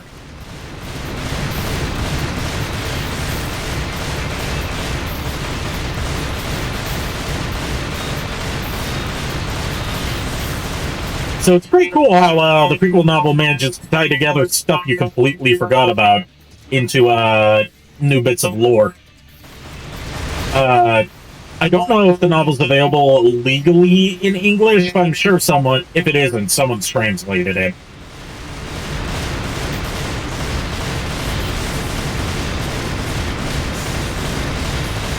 It also explains where V got it. There's also a prequel manga, I believe. I can't remember if it's the prequel novel that also does this, or if it's a separate prequel manga, but that it's one that establishes where V got his familiars from. It just explains that they were originally like roaming demons that he defeated and then formed contracts with to work as his summons.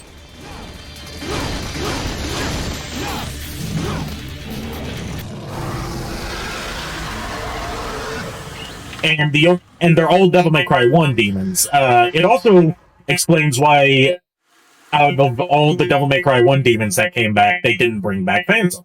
Phantom was there during the prequel novels, the V prequels,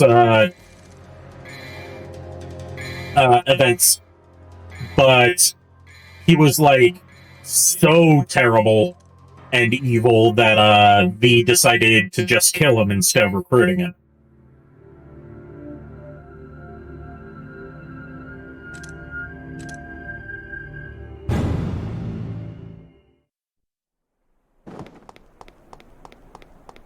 The hunter will discover the purity of speed. In other words, gotta go fast.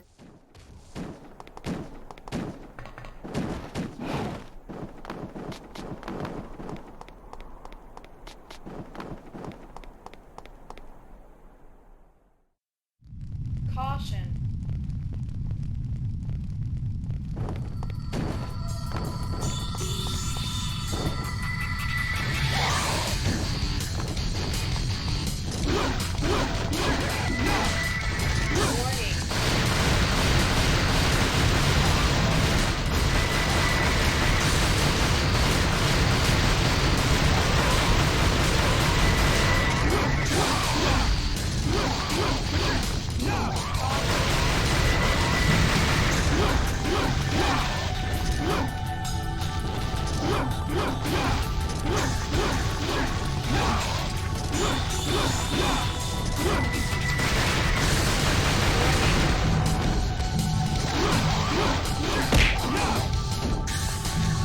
What'd you just throw at me? Because that don't spooked me.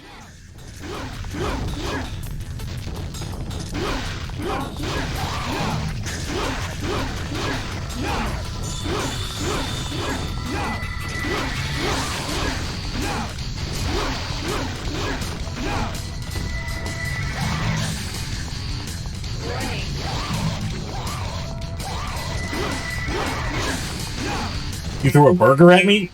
Damn, not you. You brought burger and you just threw it at me instead of feeding it to me.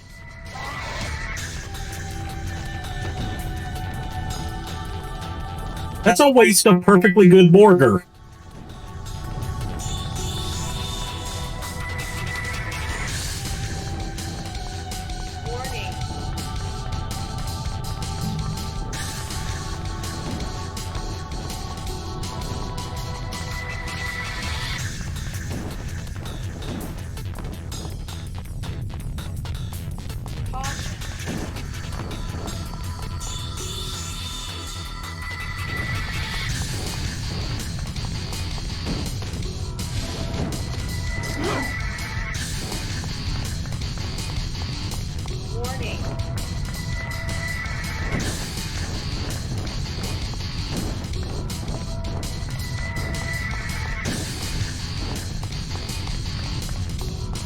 Hey, Kier, glad you could show up.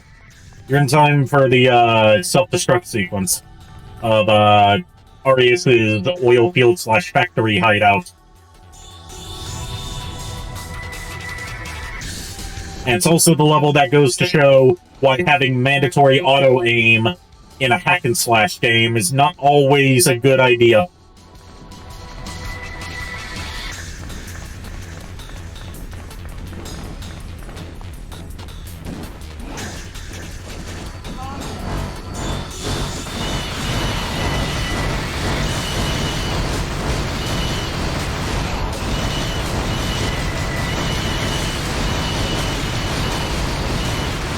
Why is Dante in New Jersey? Which part of New Jersey is he in, based on this setting?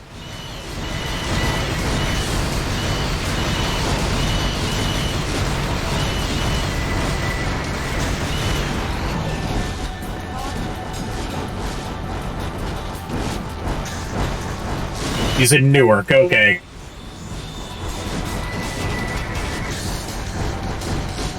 For a second, I thought you were going to say he was in Elizabeth.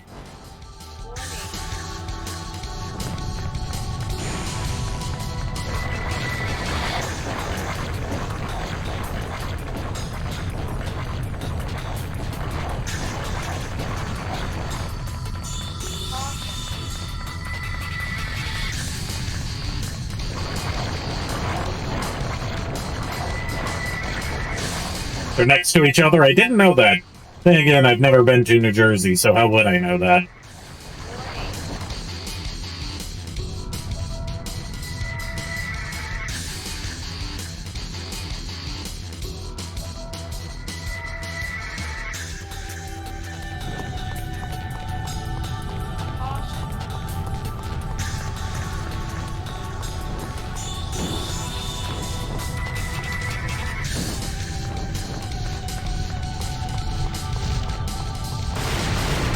The worst cities are all next to each other. How about, is Camden there too?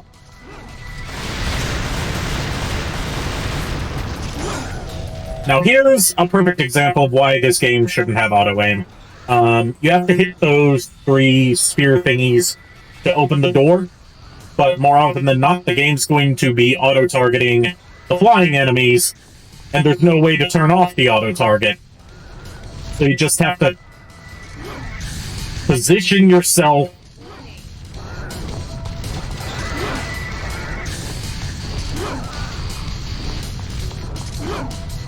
so he happens to collide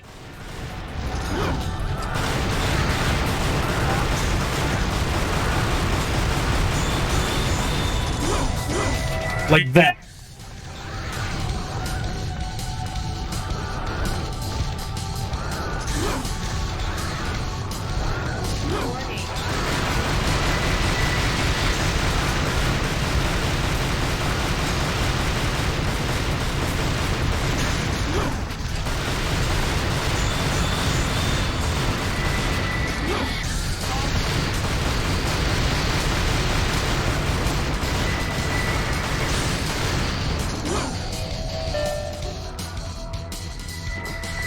It's very easy to die in this section of the stage from running out of time, just because you're trying to hit those targets, but the game won't let you.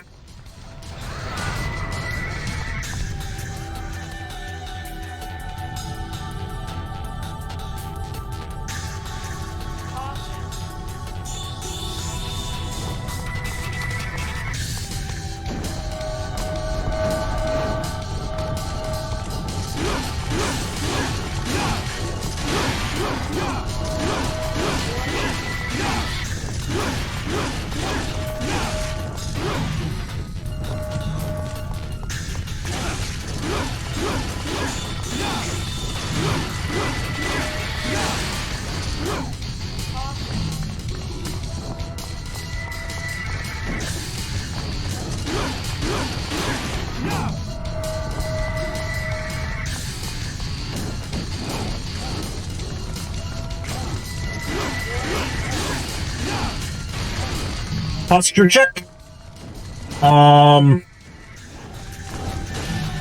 Posture seems to be fine. I'm not hunched over like I usually am.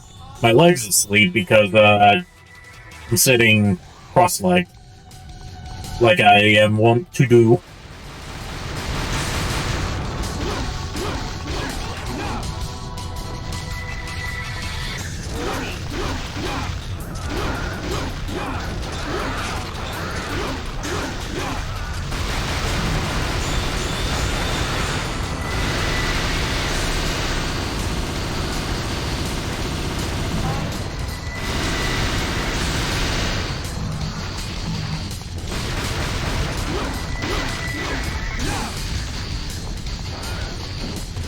Oh, here. After the stream's over, I got something fucky to show you that's on Twitter. Not going to discuss it on stream because it gets into the realm of the political. And I prefer to keep that as separate from my streams as possible.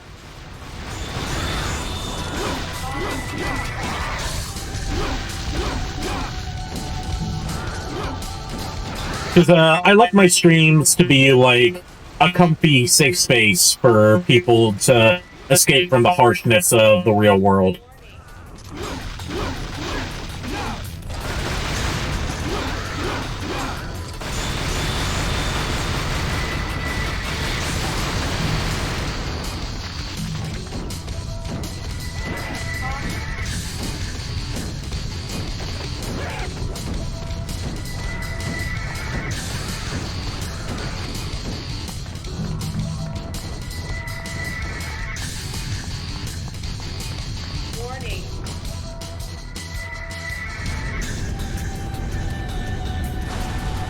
Yeah, I did make a post on Twitter about it, about the events of yesterday. Because I feel I had to speak up.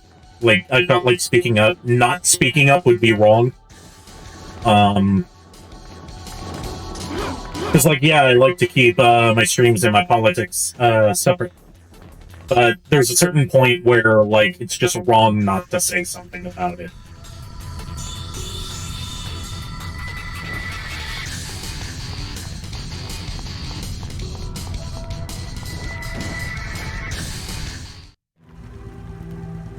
I actually ran out of time the first time I played that stage. First time playing Devil May Cry 2.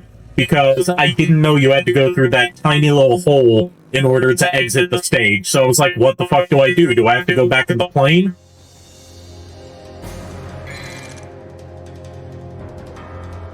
Yeah, it's been affecting me too.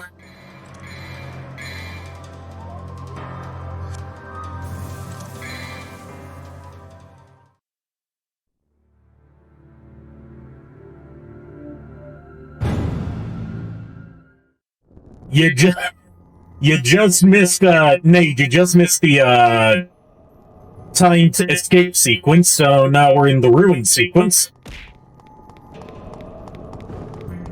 While you throw. By the way, you've never played this game? There's really no reason to.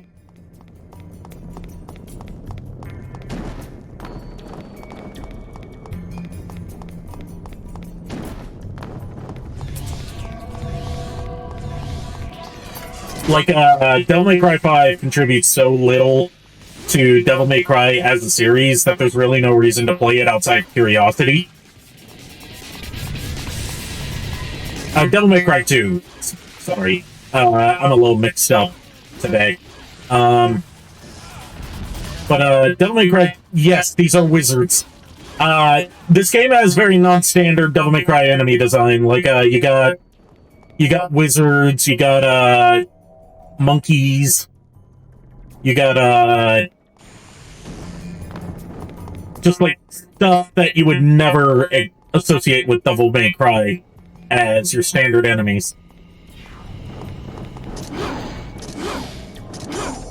Vultures.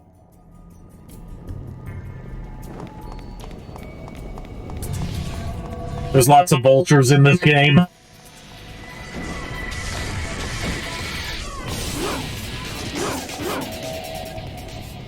This is the segment that I hate because you have to be very quick and get to opposite sides of the area in order to hit both of them before the fucking thing wears off.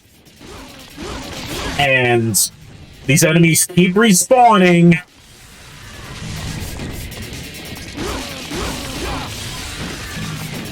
There's a neat bit of Devil May Cry lore that actually ties into Devil May Cry 2 that's explained in the Devil May Cry 5 prequel novel. And it's one of the only things that establishes that, like, yeah, the shit that happened in Devil May Cry 2 is actually canon. I went over this earlier in the stream, but you weren't here for it, so I'll go over it just for you. It's that, you remember Agnus from Devil May Cry 4? He was the dude in charge of, artificial demon production for the main villain of Devil May Cry 2 before he joined the Order of the Sword. And in fact, his, knowledge about, manufacturing, artificial demons and turning people into demons is why he was recruited into the Order of the Sword as their chief researcher.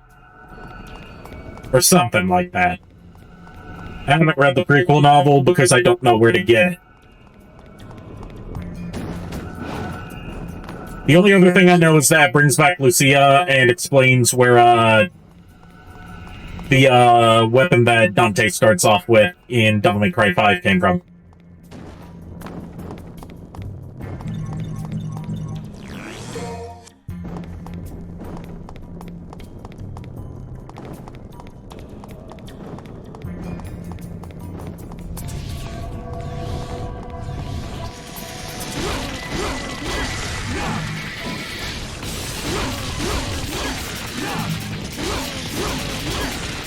I know you can't see it because the chat box is unfortunately covering it up, but this was the first Devil May Cry to have health meters for regular enemies instead of just bosses.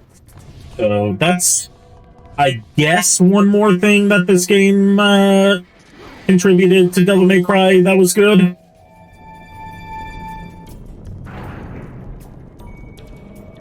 I know I'm really stretching here, but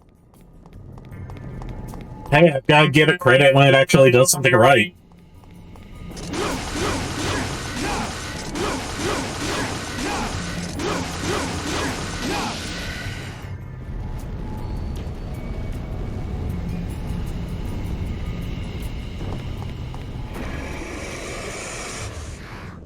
By the way, it looks like we're about to progress. Nope, we get sucked into the void.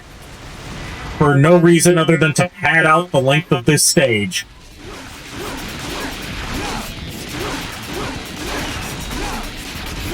And now we're fighting golems and flies.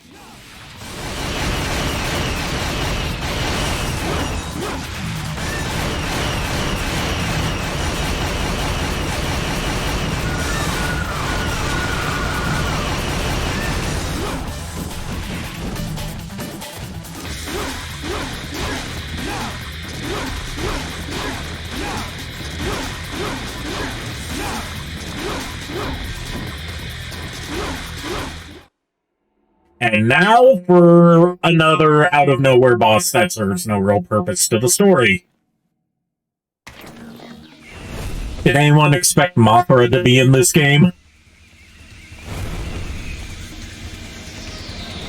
Mosura, ya Mosura. Something, I don't speak Japanese.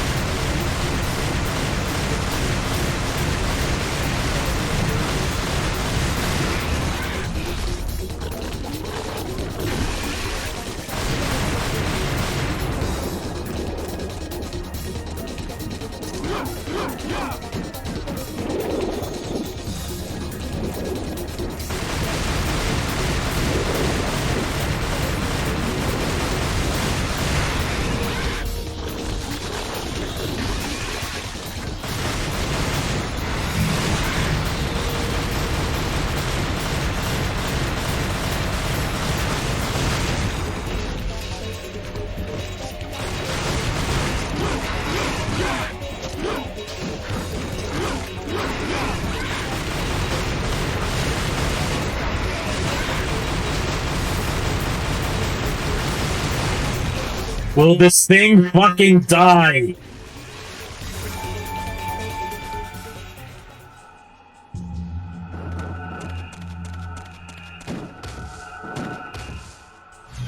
Have you ever had a mid-level boss fight that only exists to make the stage longer and not to actually serve the plot? Because that's what most of the boss fights in Devil May Cry 2 are.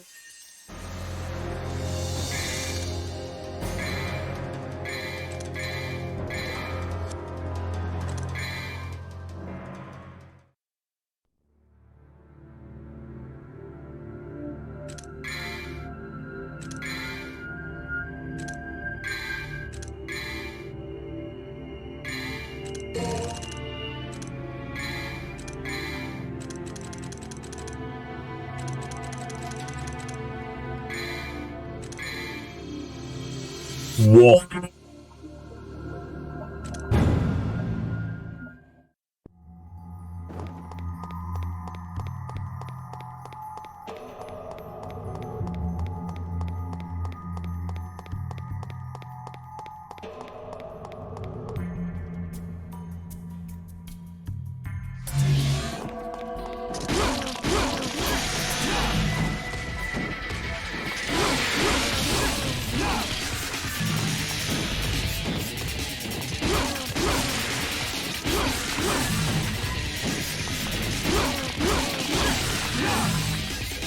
What's with the fish emoji? There is a fish boss in this game, believe it or not. I believe you fight it as Lucia instead of Dante.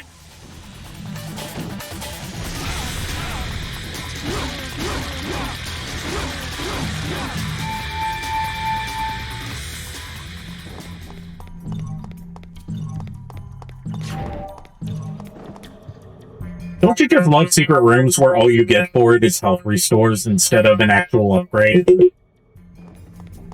Because once again, that is something that most of Devil May Cry 2 secret rooms do.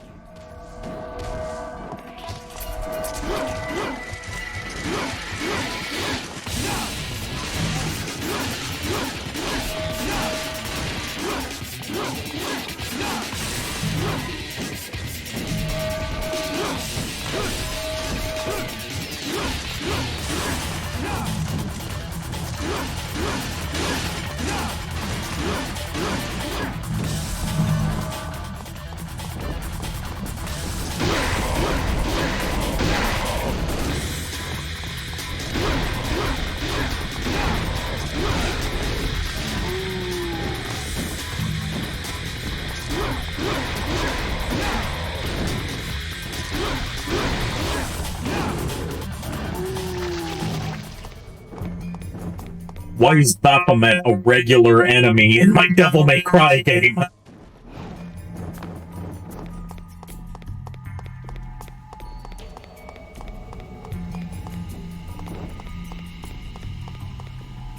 By the way, Nade, I said this earlier in the stream, but I started recording that Devil May Cry 5 footage for you for Star Productions. I have inserted all of the mods that were requested, as well as a few that I want to catch people off guard with.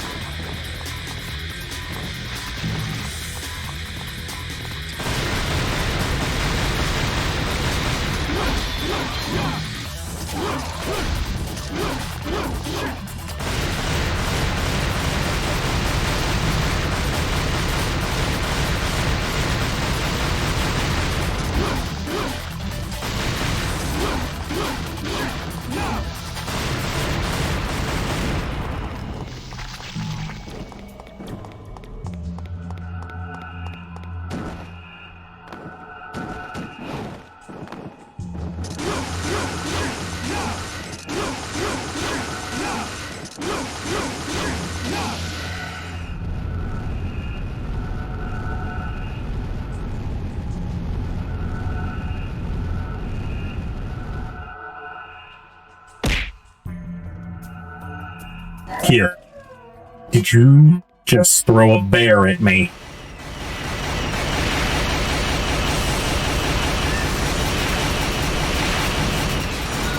I thought I could trust you.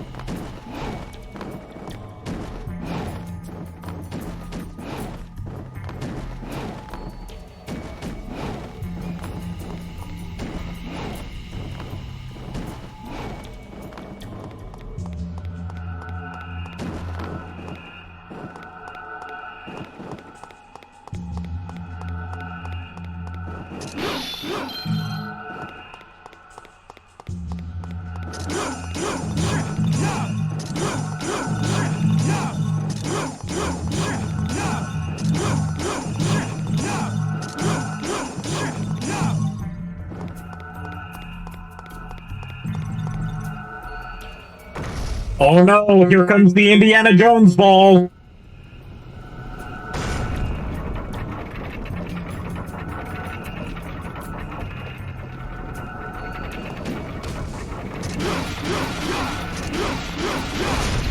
You know, funnily enough, I've also never seen an Indiana Jones movie.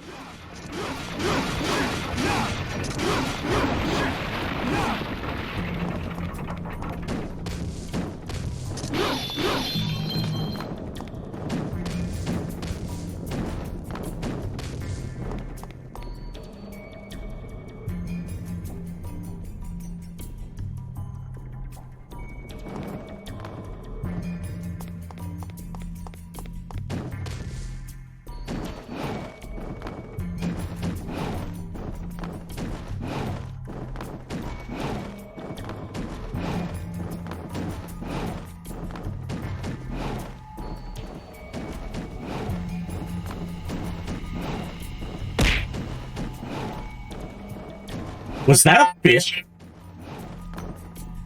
You fiend.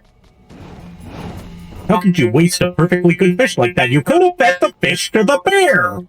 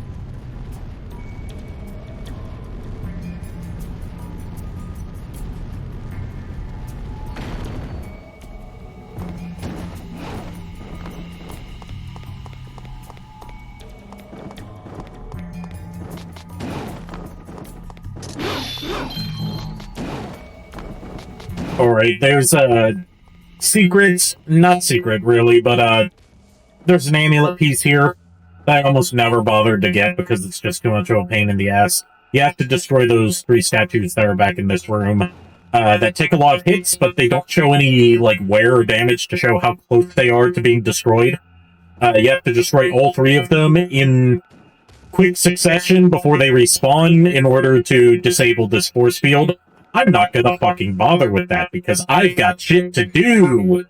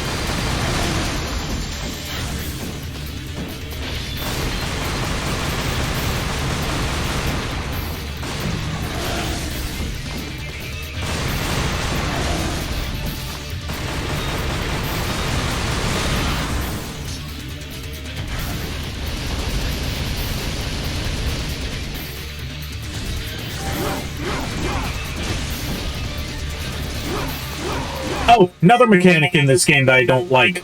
You don't get a choice on whether you use gold orbs or not. You just automatically revive if you have a gold orb in your inventory.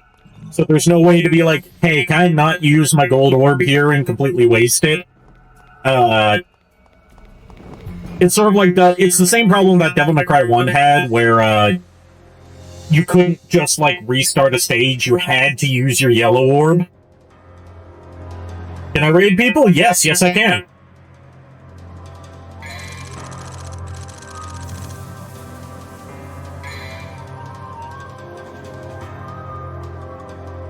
You have a specific person that you want me to raid?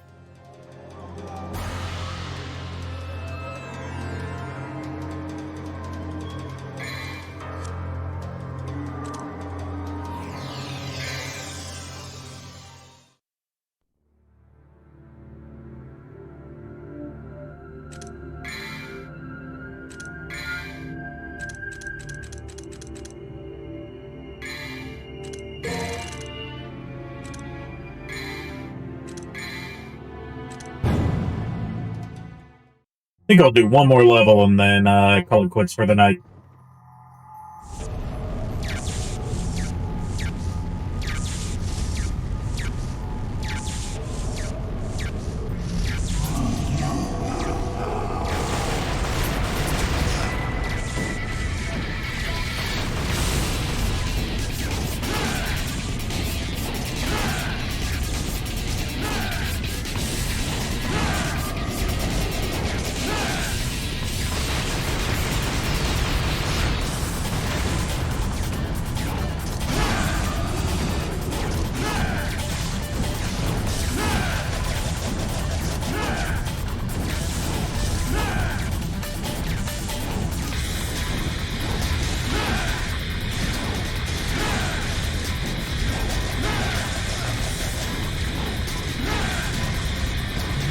I hate this section a ton. A skeleton.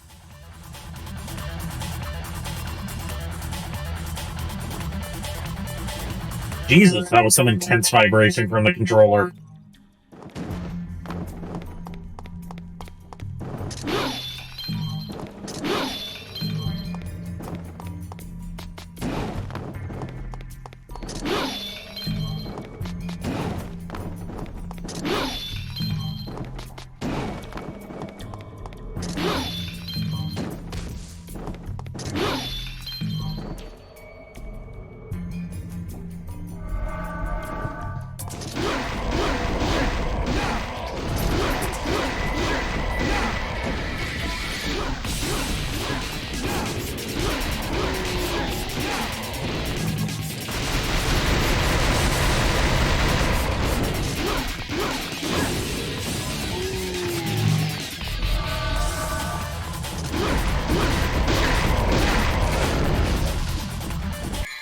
Okay, you were deemed an ultimate life form, okay. Let's see. Shadow the Hedgehog. Our scout delivered the message, and it confirms the worst. Somehow, Palpatine returned.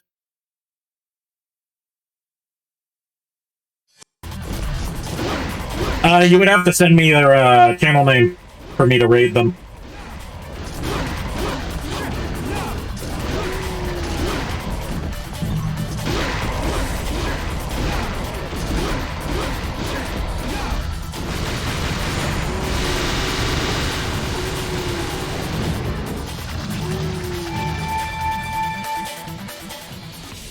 But yeah, I would be open to taking a request to raid somebody.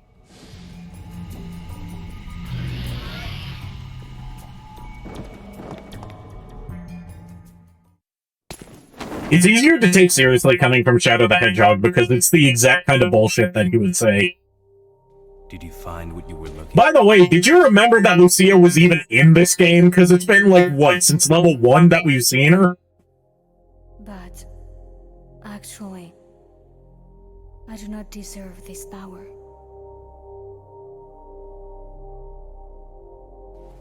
Bring this to Mathieu for me, please. In case you don't remember what we're even doing in this game, we're trying to collect, these magical artifacts called Arcana, before Arius can, because if Arius gets them all, then he can revive the Demon Lord Argosax and become a true demon.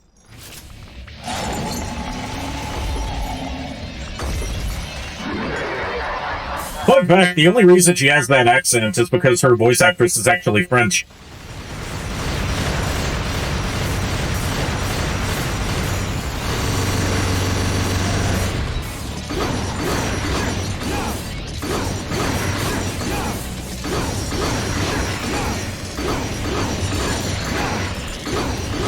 Thank you.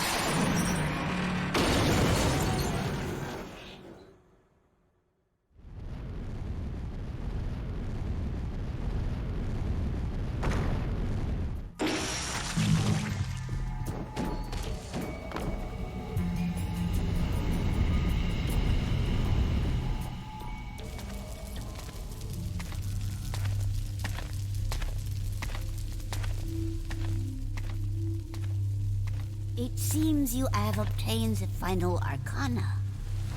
It's from your daughter.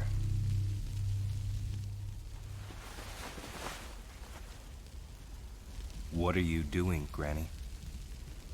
There is one more thing I need to ask of you, son of Sparta. my daughter went to face Arius all by herself.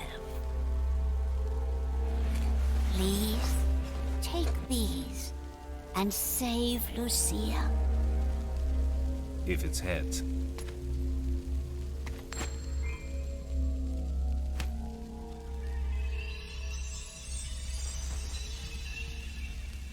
Your lucky streak continues, Granny. We're going to see later on why this entire coin flip thing is pure bullshit. And it's like the dumbest twist. The dumbest see it from a mile away twist. But yes, that is enough for tonight. Let me prepare the raid. Thanks everyone for tuning in, and I will see you in Neko's chat.